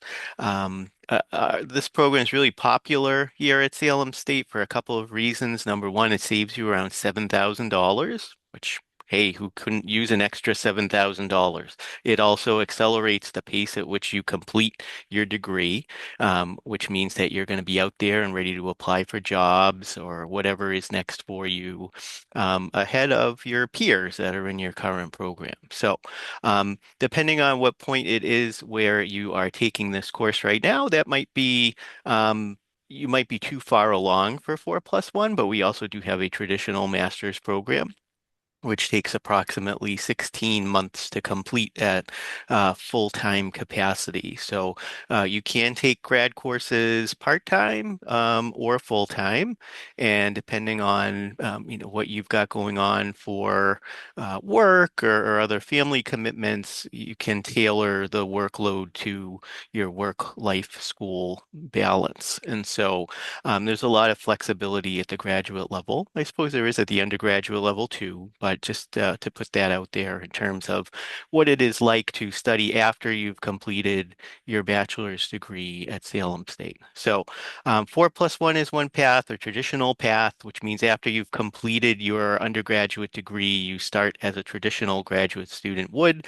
So there's not the same savings or pacing, but nonetheless, it's still a worthwhile endeavor, as I'll say more about in a little bit. So, some of the courses that you would take in our master's program, we have 6 required courses and 5 electives. So, the 6 required courses kind of echo your undergrad required courses. So, admin of CJ, criminal law, research methods, advanced statistical analyses, criminological theory, and a special capstone course that you need to graduate. The electives are kind of across the board. We've got courses in gangs, we've got courses in juvenile justice, policing, um, prisons, cybercrime, mental illness in CJ, hate crimes, criminal investigations and profiling. And so a little bit of everything, and you can kind of, again, tailor your degree the way that you would like to. We also have options for directed studies, which a lot of our grad students do, where you work one-on-one with a professor on a research project or to study something that we don't offer a course on, but that you want to know more about. So you can create your own course with the help of a professor. Um, Lastly, we also do offer the option to complete a thesis, which is an original research project, as your completion option in the master's program, which means that if you're thinking about something beyond the master's degree, like a PhD program or something like that, you can get your feet wet with research and have a great writing sample for that next step. So some other particulars about our program: we are fully online and have been since fall of 2020, which means that if you do decide to either become a 4+1 student or remain in Salem State's CJ department post-graduation, you don't necessarily have to live here. You can go back home, wherever home may be, or even study from another state or another country. We do currently have a handful of West Coast students in our program, and they're able to succeed just as anyone who's right down the street or in the dorms. So a lot of students do like that flexibility of being able to come and go, to being able to work. We are an asynchronous program that has a good mix of people that are working full time in the field and people who are students who've just sort of gone right up through the ranks from their undergrad into their grad program. So I think that probably one of the neatest things about the grad program is that we have some younger students just in 4+1 or finishing their degrees recently, interacting with veteran police officers and people that work in the court system and prisons. And that exchange of experience and information, I think, is really valuable, particularly to younger students. And so let's see, what else do I have here? So those are sort of some of the details about our program. I think that after, you're all familiar as students with your degree tracker, and there's just so much going on. You've got your gen eds, you've got your support courses, you've got your CJ courses. Some of you have minors. At the grad level, it's a lot easier to plot out because we're talking about 11 classes. They're all criminal justice classes, and um, for the most part, it's a fairly easy degree to plan out over that 16 months or more for you. So, in terms of our admission requirements, I caught the tail end of some of what I heard for the law school admission requirements. I suppose in comparison, ours are a little bit more lax. We have a minimum 2.75 GPA requirement for traditional grad students. That's raised to a 3.25 for 4+1 students. We want to make sure that our 4+1 students are capable of handling graduate level work where they are still undergraduate students. You have to have taken an undergraduate stats course. Just about everybody, well, everybody should have taken CRJ314, so that's a check mark for you. Some students do take Math 147 to cover that requirement, but either way, you'd be set to go with that. And we do also require a personal statement that's reviewed by me as the grad coordinator and the dean when we're reviewing applications. So this is sort of the overview of the program itself and what it takes to get into it. The last thing that I'll say is that um, there's kind of a mix of students that like being comfortable and familiar with faculty here and saying, if I get my master's at Salem State, it's really just like sticking around. It's the same professors, it's the same. Um, process of paying my bill and registering for classes and all of this stuff. And so that makes the process really easy. Of course, others do decide that, they would like to try another school or another program at BU or Northeastern or UMass Lowell or any of the other options that you have. I am an alum of Northeastern. I got my master's degree and my PhD there. They have a great program. There are pros and cons of private versus public, and one of the big ones for many students is just the cost and affordability, where we're kind of ahead of the game there. Um, Dr. Mechik had also asked me to talk a little bit about the benefits of getting a master's degree. And well, I suppose, one of them is just continuing to learn and expand your mind and horizons. There's some other kind of more practical reasons why a master's degree is a good decision. Um, First of all, I think that going on to graduate education after your bachelor's degree is kind of becoming the new normal. I'm not sure if this is something that's already been discussed before I got here, and if it was, I'm sorry. But most people now eventually are going on to some sort of uh, next step after they earn their bachelor's degrees, whether that's law school or a master's degree or a graduate education certificate, something along those lines. And so employers and so forth are beginning to kind of expect that as something that you have on your resume or CV. In many criminal justice professions, that having a master's degree is going to be something that is important for promotions and career advancement. There are specific places where these degrees are adding points to your likelihood of becoming a sergeant or a lieutenant in a police department, let's say, if you decide to choose that path. Um, in other cases, we're talking about just not just promotion, but also um, we have situations where having your master's degree is going to mean that your salary is increased, like through the Quinn Bill program that a handful of police departments still take advantage of here in Massachusetts. So not all of the examples are law enforcement based, of course, but these are just a couple. Um, Most students that are getting a degree in criminal justice are intending to eventually move on to leadership positions in criminal justice. And so if that is your plan, having a master's degree is something that will prepare you both for the requirements of those uh, promotions, but also for the tasks that you would be required to complete in those roles. So, one of the most kind of, I think, relevant skills that you learn as an undergrad and that you hone in a graduate program is critical thinking skills. Data analysis and interpretation skills, these kinds of things, being able to be informed consumer of research, in other words. Not everyone is going to go on to do studies as part of their work, but if you can read, interpret, make decisions from research, particularly if we're talking about government research, peer-reviewed empirical research, these kinds of things, you're going to find that you're better suited for making evidence-based policy decisions and helping your organization run smoothly, right?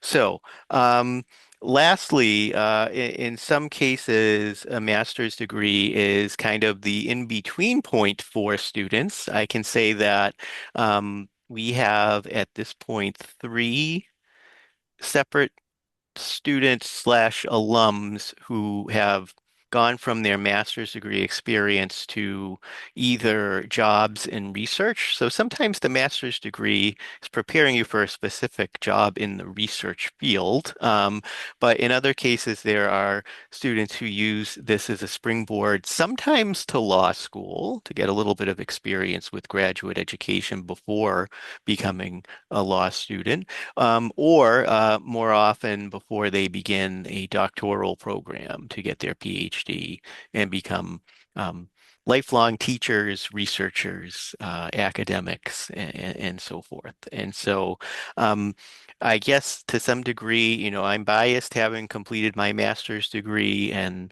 PhD. I believe that those experiences were worthwhile. Clearly, I took a very specialized path being a professor today, but that wasn't my initial plan. I had goals of doing all sorts of things when I was in my master's program.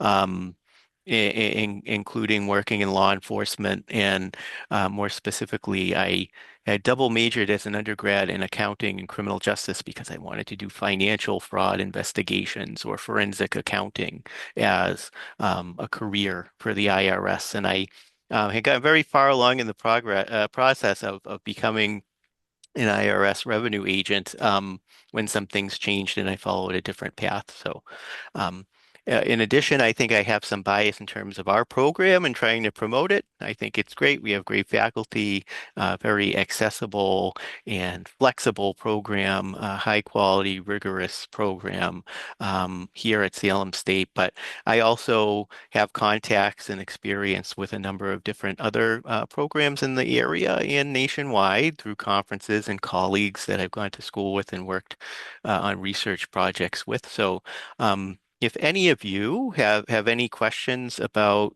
graduate education, either here at Salem State or anywhere else, I'd be happy to meet with you and talk to you. I can put my email in the chat. But I'm also on the website listed as the grad coordinator and pretty easy to find in 321 um, Harrison Building. So um, anyway, that's about what I've got to say. I don't know that I've got 30 minutes worth of stuff to talk about, but if there's anyone else Uh, that has a question or comment, I'm happy to say more. Any of the students want to ask Professor Gustafsson on any particular follow-up aspect? Well, one thing I was wondering about is if you could comment on, the percentage of students that have taken a year off, say if they're not in the 4+1 program or they're just coming for the traditional graduate program, the percentage have taken a year off or more before coming back versus the ones that continue right after they finish their undergraduate degree. And do you have a recommendation about that? Which is the better path to follow? That's a good question. I personally, if and this is 100% my own opinion, and I don't know that it's backed by any evidence or facts. But I think that it can be a little tricky to, um, you know, get out of that mode of taking classes and reading and writing and having academic deadlines. Sometimes students will take a break and it's hard to get back into that rhythm and that routine and return. Um, at the same time, though, because at this point you kind of know how to study, you know how to kind of organize your time and everything else. It's kind of where you're at, and sometimes continuing on is easier than taking a break and getting into new routines and maybe working full time and whatnot. At the same time, though, I do know that there are some students who get to the end of their undergrad degree and feel, I just need to take a breather. I'm gonna come back, but I need a little rest. I've been overwhelmed, particularly during senior year, and I just need a little time to decompress. And that I think is fine too. Um, Summer could be enough to do that, and to return in the fall as a part-time grad student, that might be a solution. But I think that ultimately that's a personal decision for students to make in terms of what they think fits well for them. We do have a range of students who either start while they're still undergrads in 4+1, or students who came back after a 20-year break. So we have a little bit of everything in the master's program right now.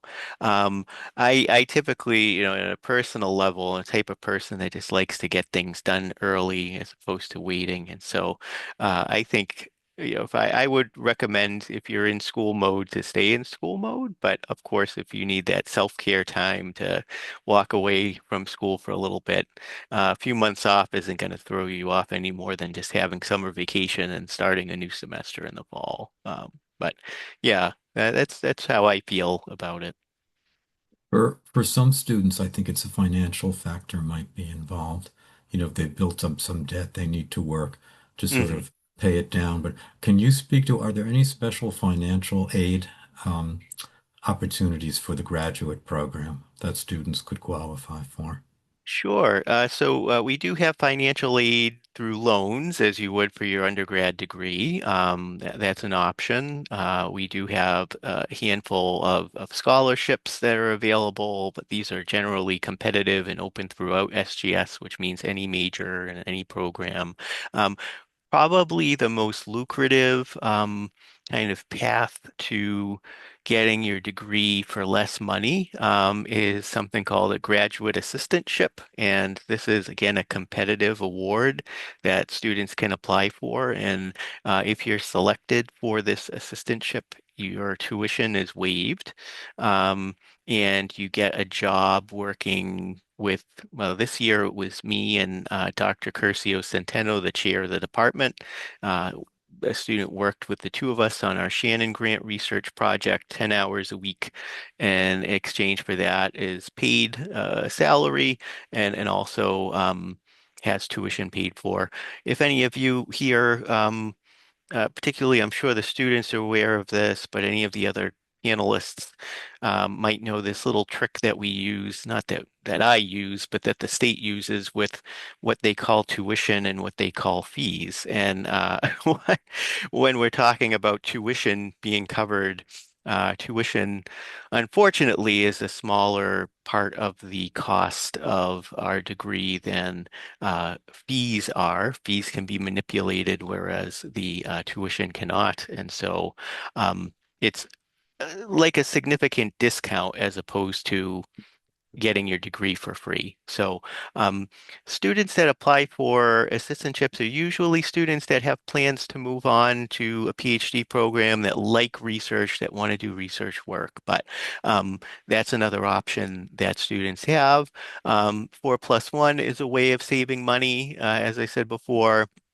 And also, if you are planning to hold off on starting your degree and you find a workplace that will pay for a portion or all of your degree, that's another way to kind of defer some costs. Overall, if you start from the very first class in a traditional fashion without being a 4+1 student, our degree, I think, currently runs around, I think, $17,000 from start to finish. So, how you pay for that and how you can defer some of those costs is something that I can talk about with you if you have an interest in pursuing an application. And also, we have a specialized financial aid and scholarship staff member in SGS that can help with that kind of thing as well. So happy to talk about that. In a very small drop in the bucket sort of way, I have the authority through my immense power to waive the application fee for any student that wants to apply. So I can save you $50. I don't know that that's life changing, but let me know before you apply and I'll give you a code. All right. Any other questions or observations? Thank you very, very much, Joe, for all the both the detailed and the broader information. And I hope students will think more about this. I think it's also possible to do a joint law master's program in a number of fields. Not necessarily all. We don't have a law school at Salem State, but students have done that. Hmm. Say in 4 years to get a law degree and a master's degree in Hmm. certain universities, and that is something some of you may want to think about also.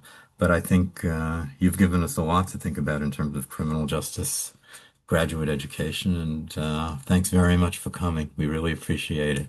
Awesome. Thank you for having me. Thanks. All right, at this point, we're going to move on. It's interesting that all of our speakers at this point have been in the world of academia at at present. Um, but now we're going to turn toward more, you could say, the trenches and going back to That law works. again. And we're very pleased to turn the floor over to Rosalind Stoltz. Thank you. And thanks to all the panelists and the students that are still there. And I will tell you that on my first day of Salem State College, which it was back then when I started in 1985, I didn't realize how bad the parking was. I didn't get that at all. And I didn't know.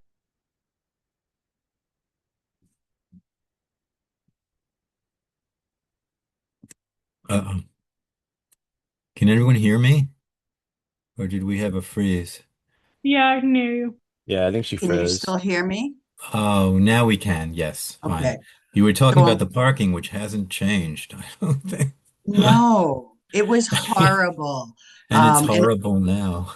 I was only coming from Peabody, so I didn't realize how I would only go to Salem on Friday nights. I didn't know what it was like on a Monday. So my very first class, the last 10 minutes was a speech class. And the teacher said, if you can give a speech the next class in, then I will just pass you. And as Quam initially said that he was an introvert, I swear to you, my knees were shaking. And I just said, but I'm going to do it. I'm going to pass this class because I'm never going to make an 8:30 Monday morning class ever again. And what I did was I actually made everybody stand up because I was like the fourth, fifth person. The class was asleep. Everybody stood up because I said, stand up. And everybody did. And I finally got everybody to say, okay, if I could get you to stand up for me, as President Jefferson had said at the time, if I can get you to stand for me, then I can get you to vote for me for president. And I looked at the class and I go, and if I can get you to stand for me just now, I can get you to understand why I need to just get a pass on this class. The teacher took me out of the class, said that's not really what I was looking for, but you passed. And that's when I learned just suck it up, do what you have to do. Sometimes the tough stuff is hard, but you can get through it. I swear I didn't pass out. I still talk to people after that, but I again learned my lesson. And yes, I've been in law school even before really computers became a thing. So that's why I had my Rolodex. And my Rolodex is something that I started when I began becoming an attorney. And I put some people into my regular computer contacts, but the people that are in my Rolodex are people I will not forget. They're the people that I went to law school with, that I went to college with, that I can't get these people's information back again. So that when I was in Salem State, I never realized that I was going to end up knowing some of the people that I now know. And that is that you guys might have heard of Paul Tucker. He's the Essex County District Attorney. He went to Salem State with me at that time. And I didn't know Paul very well, but Paul went on to become the chief of police in Salem before he became the district attorney. Little would I know this at the time. And that's where and I'm kind of skipping around, the advice to maximize your success in law school and on the job: get to know your fellow students. You never know who these people are going to be. The year underneath me for Salem State, Kim Driscoll, she's the first lieutenant. She played basketball. That's what I knew of her from Salem State. So again, you never know. I kept running into her as the mayor of Salem for 20 years. And then more recently, I've run into her in Boston. She's been with the governor a couple of times, all on a friendly basis. I just see her at a local restaurant up there. And then John Keenan, your president. I know him because I was doing bar advocate work. It doesn't make a difference. You never know when you're going to end up needing to know somebody. People I know from just going to court. Jerry Paracella, he was a state representative. When I was at Salem State, I'm like, I know nobody. How do these people know everybody? Because they're old. That's how they know everybody. No, it's who are you going to school with right now? Look around, look to your left, look to your right. You might not like these people because you don't really know them because you're so busy. You've got a million things. You're in class full time. You probably have part-time jobs, but there's a lot that you can still do while you're there. And so, for instance, when I went to law school, it was great. I loved it, but I didn't. So I tell people, and that was a great question you asked of who there is really thinking about law school, because I tell people, don't go to law school just because you think you should. Go because you want to go. I know between my first and second year of law school, I ended up working for a local firm here in Salem, Mass. They had 5 principals. I'm still friendly with all of them. I've referred cases to all of these people, and they've referred cases to me. I just wish at that time that I didn't get so overwhelmed and tell them, hey, look, I need a little bit of a break or working less hours. Um, that's the other thing. Be honest with people. If you've got an employer, for every intern I've ever taken in, the first thing I tell them in that job interview when they first come for the internship, be honest with me. Tell me when your schoolwork is not, it's getting overwhelming. I'd rather give you some time off. It's more important you finish with your schoolwork now, you get your best grades. Being honest with an employer, regardless of whether they're part-time or full-time, it's just going to serve you so much better, because I ended up having to quit that first job between first and second year of law school. It was too overwhelming for me. And if I had told them, I think things would have been better. So it's always better to just lay it out on there. Take the attorney aside or whoever your boss is. Between my second and my third year of law school, I had the best job. I went to work for John Hancock. They take 2 law school students a year, the best salary, the best location. It was in Boston, and it was there that I decided I had to go for a corporate job. But that's not where my life ended up taking me. The guy that ended up doing the corporate work, he really wanted to be hanging out his shingle. I am living his dream and he is living my dream. But on the other hand, once I started to open my own practice, I've never looked back. I really enjoy it. And the best thing about it is I tell people, I have had to learn the word no. No, I won't take your case. That's the most important word.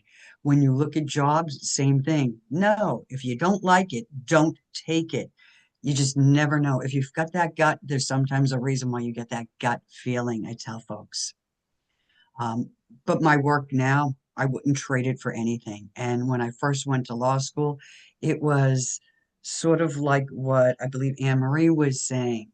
At 12 or 13, I knew I was going to be a lawyer. In the middle of, and since we have many female students here, looks like it's almost all female students, except for Danny. I look at it this way: as a teenage girl, you know how you get into that argument with your parents, and you know you're right. You know you're absolutely right. And one day my mother looked at me in the middle of the argument and said, you know, you love to argue so much. Why don't you become a lawyer and get paid to do it? And I thought, I can make these great arguments and I can see the winning end of the argument. But unlike, I didn't hear Anne Marie, she wasn't in my head back then. There's a lot of reading. I didn't like that part, but I love the argument part. So that when I look at my career choices, again, I still absolutely love what I do. The My stages of my career, I had to build up my practice. It was opening it up, knowing that I had some people that wanted me to do some business for them.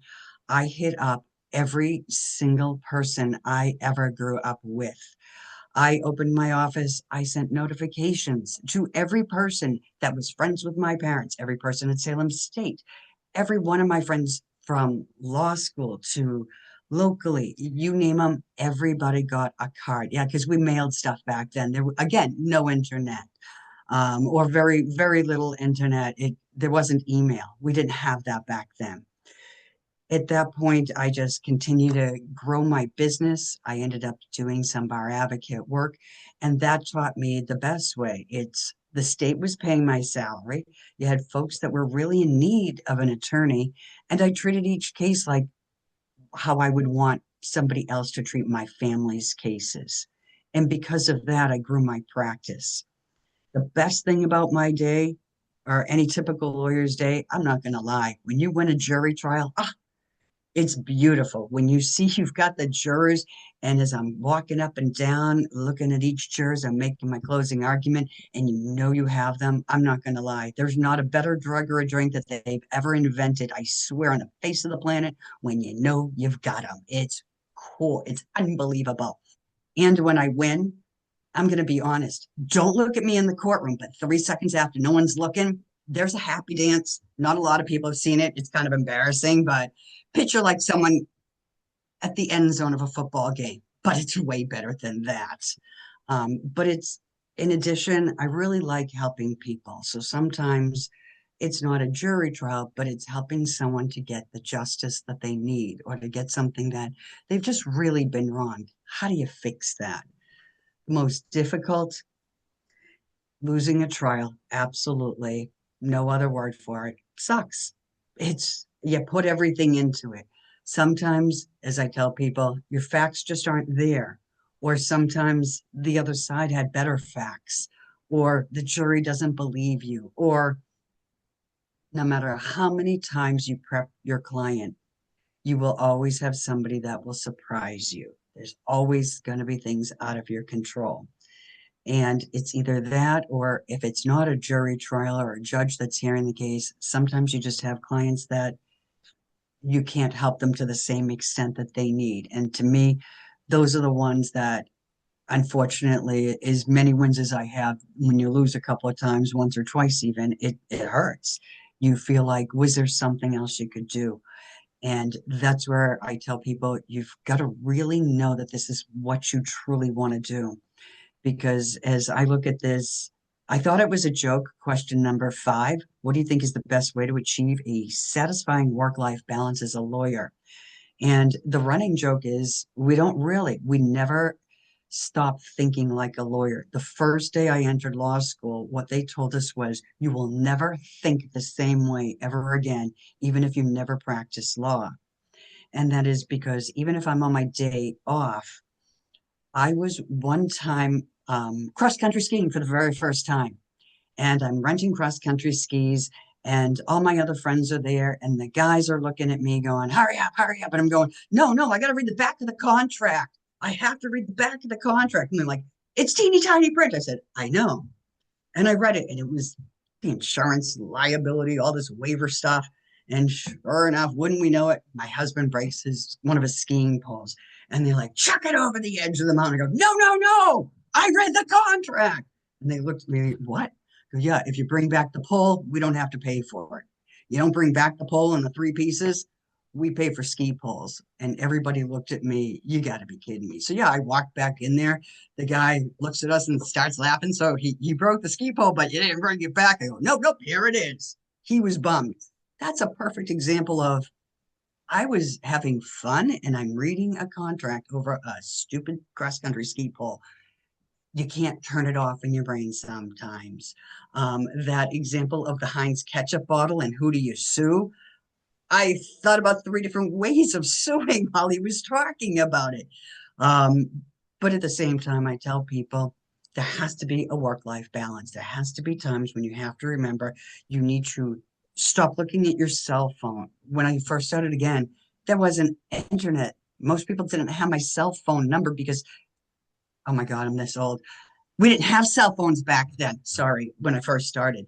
It would become a thing later on. When I first got my cell phone, I think it was like in 94, and every phone call was 50 cents a minute.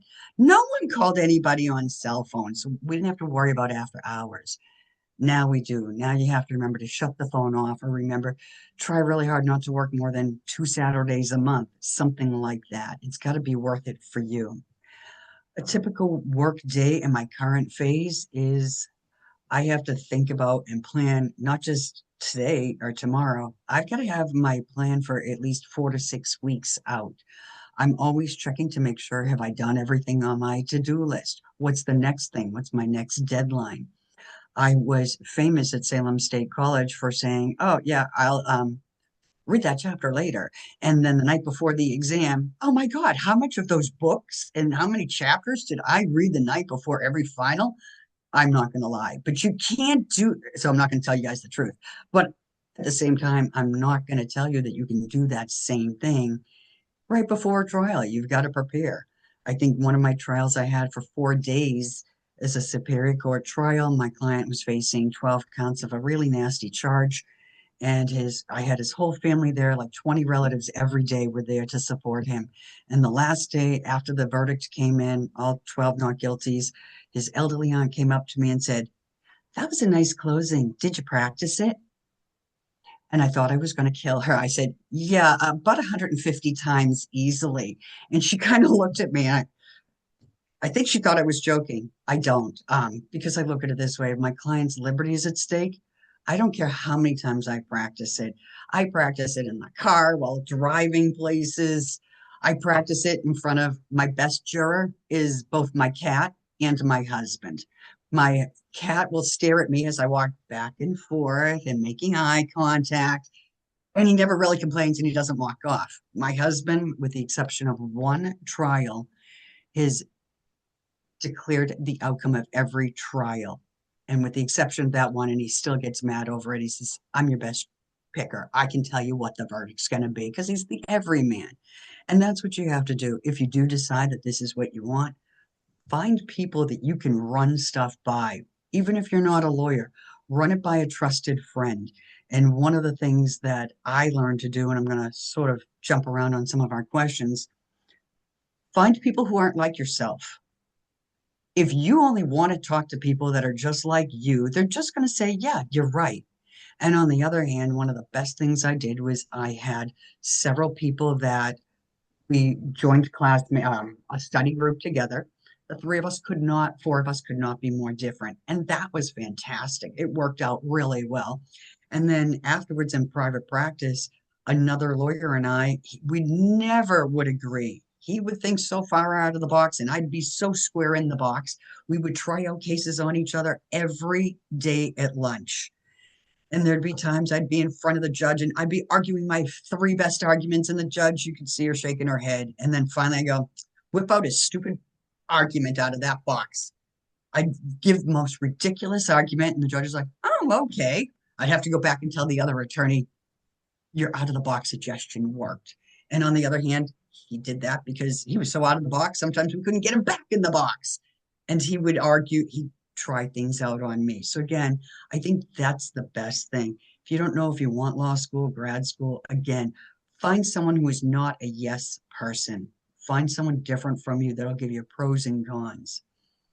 The best part of my current position now is, again, I get to accept cases that I want or not accept them. It's sometimes difficult to turn down those cases, but at the same time, it's the famous line for lawyers is, it's the ones that you don't, the ones that you don't turn down that you really should have turned down. That's really what makes a big difference. Since I'm doing exactly what I've always wanted to do, and since I think I'm probably older than everybody else on the panel, as I realized when people were kind of saying when they went to school, my future ambitions is to hopefully retire at some point. Not today, not tomorrow, but we're seeing that horizon might happen. But the thing is, as lawyers, we're not ditch diggers. We're using our brains. So therefore, my back isn't going to prevent me from making those arguments when I'm in my 70s or my 80s. I do not want to be like the lawyer who was 99, still practicing full time for Eastern Bank. And the only reason why they found out he died is because he didn't show up one Monday morning at 9 a.m. Don't be like Phil. He was a nice guy, but don't practice till you're 99. That's a long time. And he was still full time at 99. The qualifications of someone entering my practice or law school, one of the things that I had was I would talk to my professors at Salem State. And granted, I was a little bit older. I actually took a year off when I moved to California to establish residency before I went there night school because it was much cheaper. And then I did the flip side when I came back here, and I worked for a year, then did a year part-time nights before I went to Salem State. So being a whole 4 years older than every other student, I was and married. I was like so much older that the teachers just thought, oh, we'll talk to you. And that's how I ended up learning to tell someone and just be honest. I don't know if I can defend someone. What if someone's really guilty? So Professor Gould, who was a sociology professor at that time, said, take this course. It'll help you. And then he's like, oh, you might want to take this other course. It'll help you.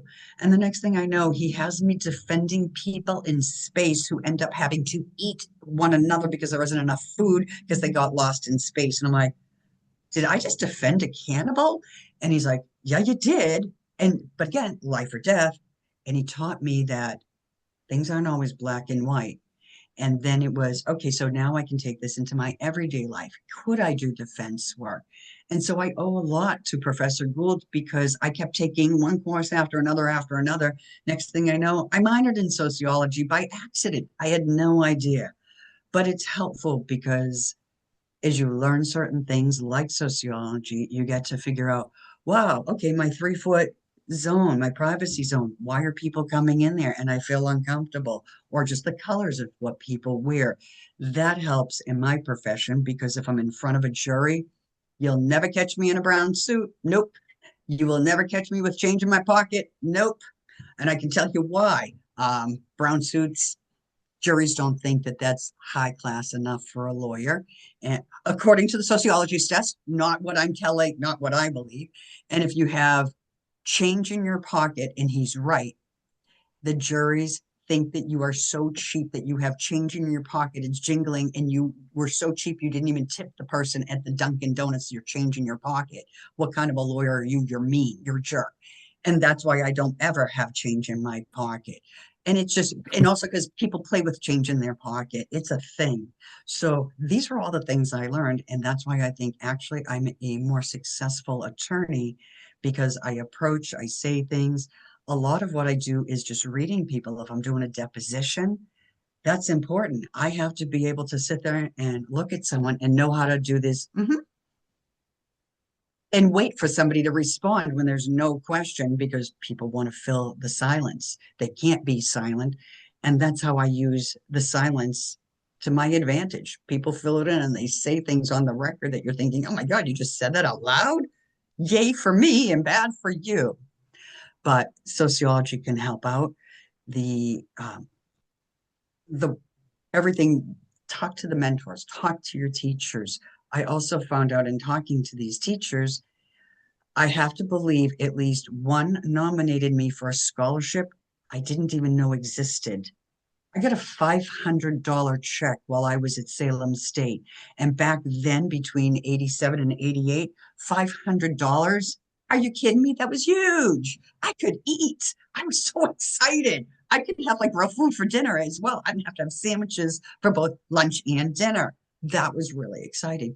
And this is because I firmly believe that either Chuck Gould or another teacher nominated me for this scholarship because the money just came there.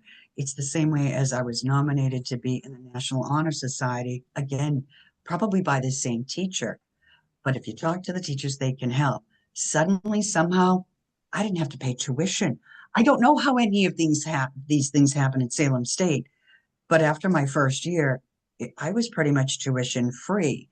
So talk to the teachers. They can definitely help you out in ways that you could never imagine. And this is whether it's law school or not. It's just amazing the contacts that they have. In terms of the application process and entry and requirements for law school and the admission, if you really think that you want to go, go because you want to go. Don't go because your parents think that you should go. I have run into more lawyers that practiced and within a year or two no longer practice. It's not what they wanted, it's what their parents wanted for them. That's why I tell people don't do it. I can tell you that there were more nights right before the law school finals because I was up studying late. I'm not going to lie about that. You can't cram things in, but you can study late at night. And I would sit there, and again, I had a cat. My husband would be asleep. It's 2 o'clock in the morning, and I'm looking at the cat going, I'm a normal human being. I don't have to be in law school stressing out over finals. And the cat would just look at me like, yeah, but you're in law school. What are you going to do about it? And after my little self-pity party, I would always go back and I did well, but it's a big difference because at Salem State, you can be a really big fish in a small pond. But when you go to a bigger law school, I went to BU School of Law, I was that now small fish in this huge pond. It's very different. And that's why you want to interview at law schools. You want to take a look. I wish I had known we didn't have half the device. Like if I had Google searches back then, I would have looked. I didn't realize my school had a bell curve grading. It was not something I ever knew about. And when I found out only 5 to 10% of our people could get A's, and yet BC, they had at least 10 to 15% of the people could get A's, they would have a better GPA. I didn't realize these things.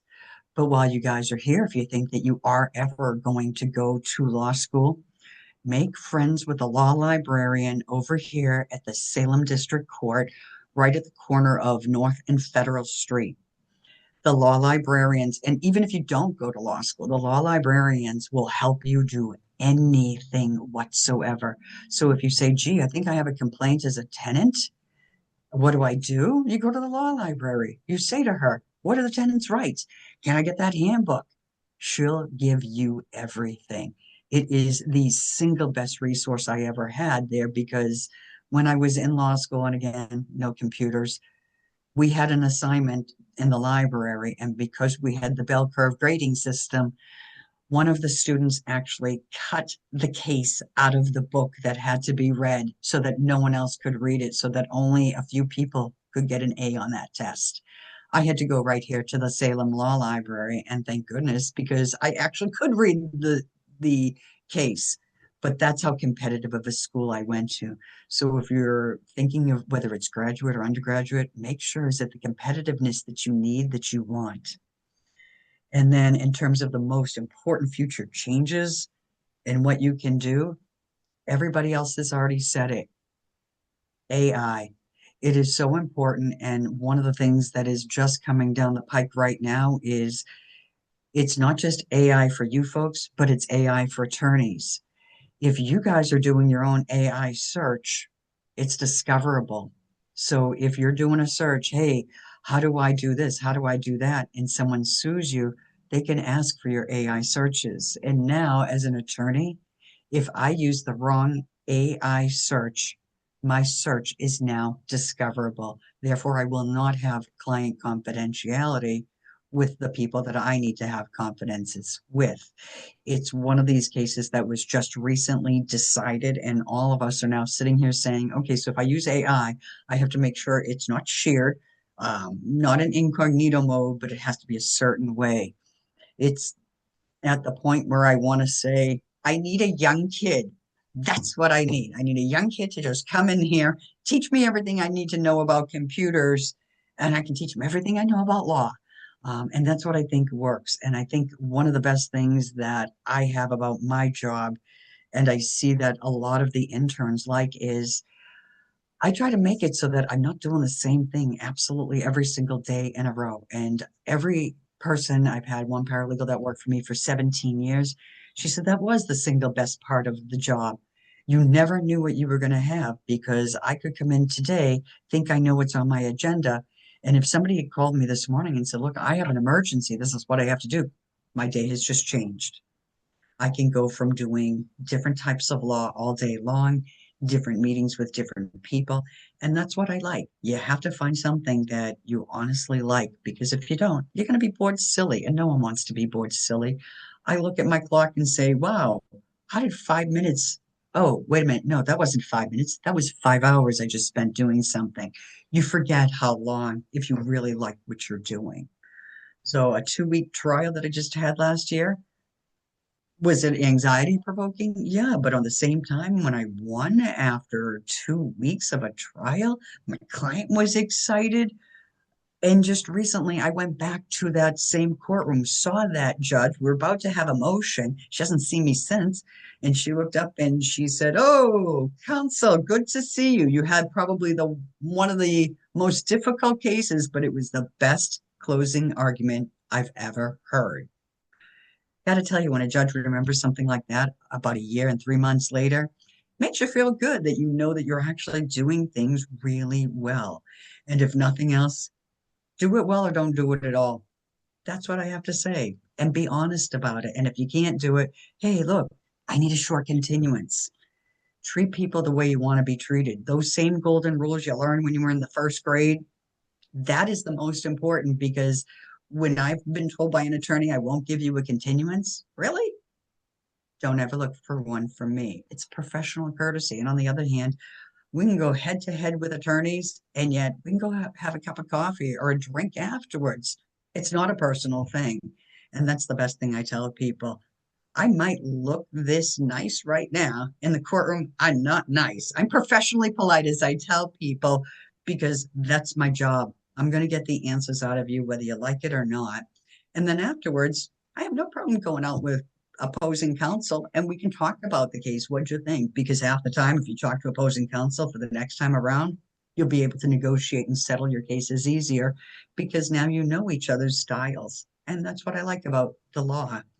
And yes, it sounds like you guys think that I'm so old and you're never going to get there. Like that.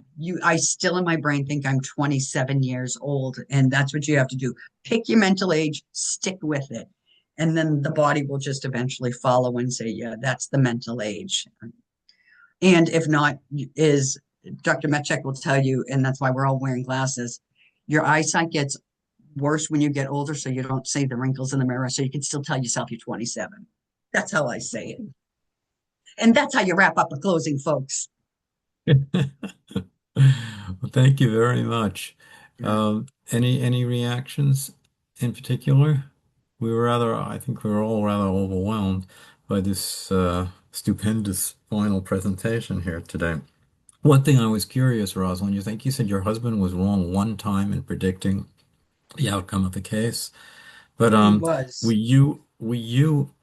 you said it's a great feeling when you know you have the jury in your hand, and you've done a good job and you know you're going to win. But were you ever surprised in any case where you thought you did and then the verdict came out the opposite? No, not really. And again, because of the way he's predicted, I call him my everyman. He has a lot of experience. He is not a lawyer. And it becomes, I will try the case on until he says, I will let you win, whether it's a guilty, not guilty, or it's money, whatever kind of case I have. And I keep trying it on him until I get it. So the one case that he didn't predict correctly, he knew a fact that never went in front of the jury. My client made a very damning statement. This is before Mel Gibson in his alcoholic rant. And my client made a very damning statement as to why he hit the woman in front of him who was stopped in traffic. Everybody was stopped in traffic. Hmm. And I needed to get that statement out because if you heard that statement, it was more prejudicial than anything else. It was not her fault. Everybody had stopped, but it was just a bad statement. And the first time we were going to try the case, the judge looked at me and said, I will not excuse that statement. Um, he used the Latin phrase that in wine there is truth. And my guy said stuff. The next time we went in, and he was an old white man. And I distinguish this between the next time I have a young white woman for a judge. And she looked up and she says, I'm not letting that statement in at all. That's more prejudicial.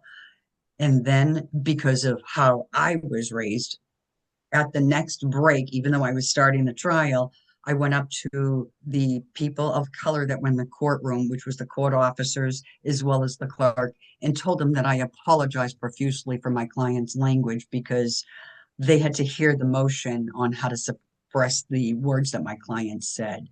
And not only that, but my husband also knew there was another fact of something else that back then it was new to have we knew about OUI alcohol, but not if it was in combination with drugs.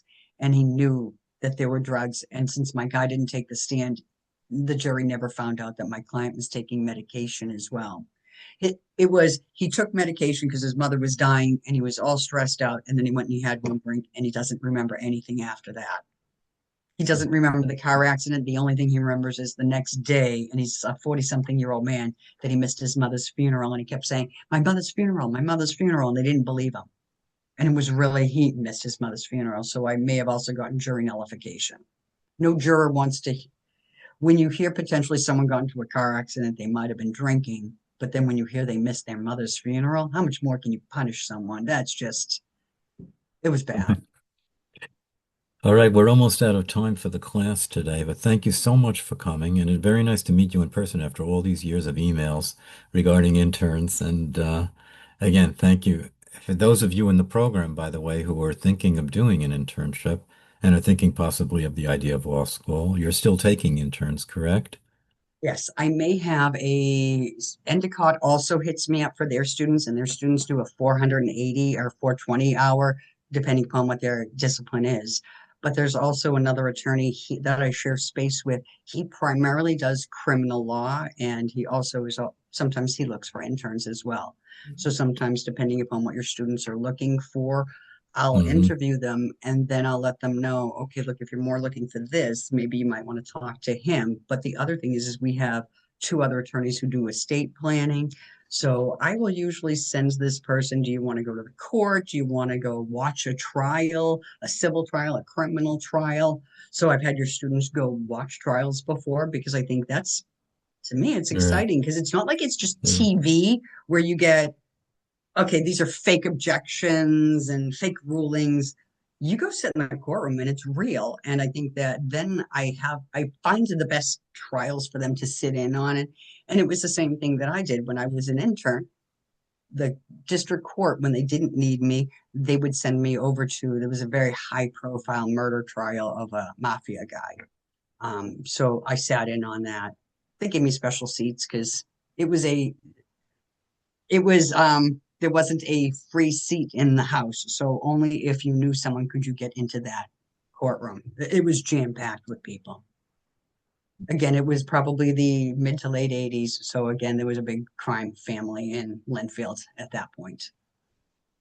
All right. Thank you so much again. And for the students, this is the last formal class meeting. Don't forget to do the discussion thread, the final one. Your post is due this Friday, and one in respectful disagreement to another student is due by Monday, should be May 4th.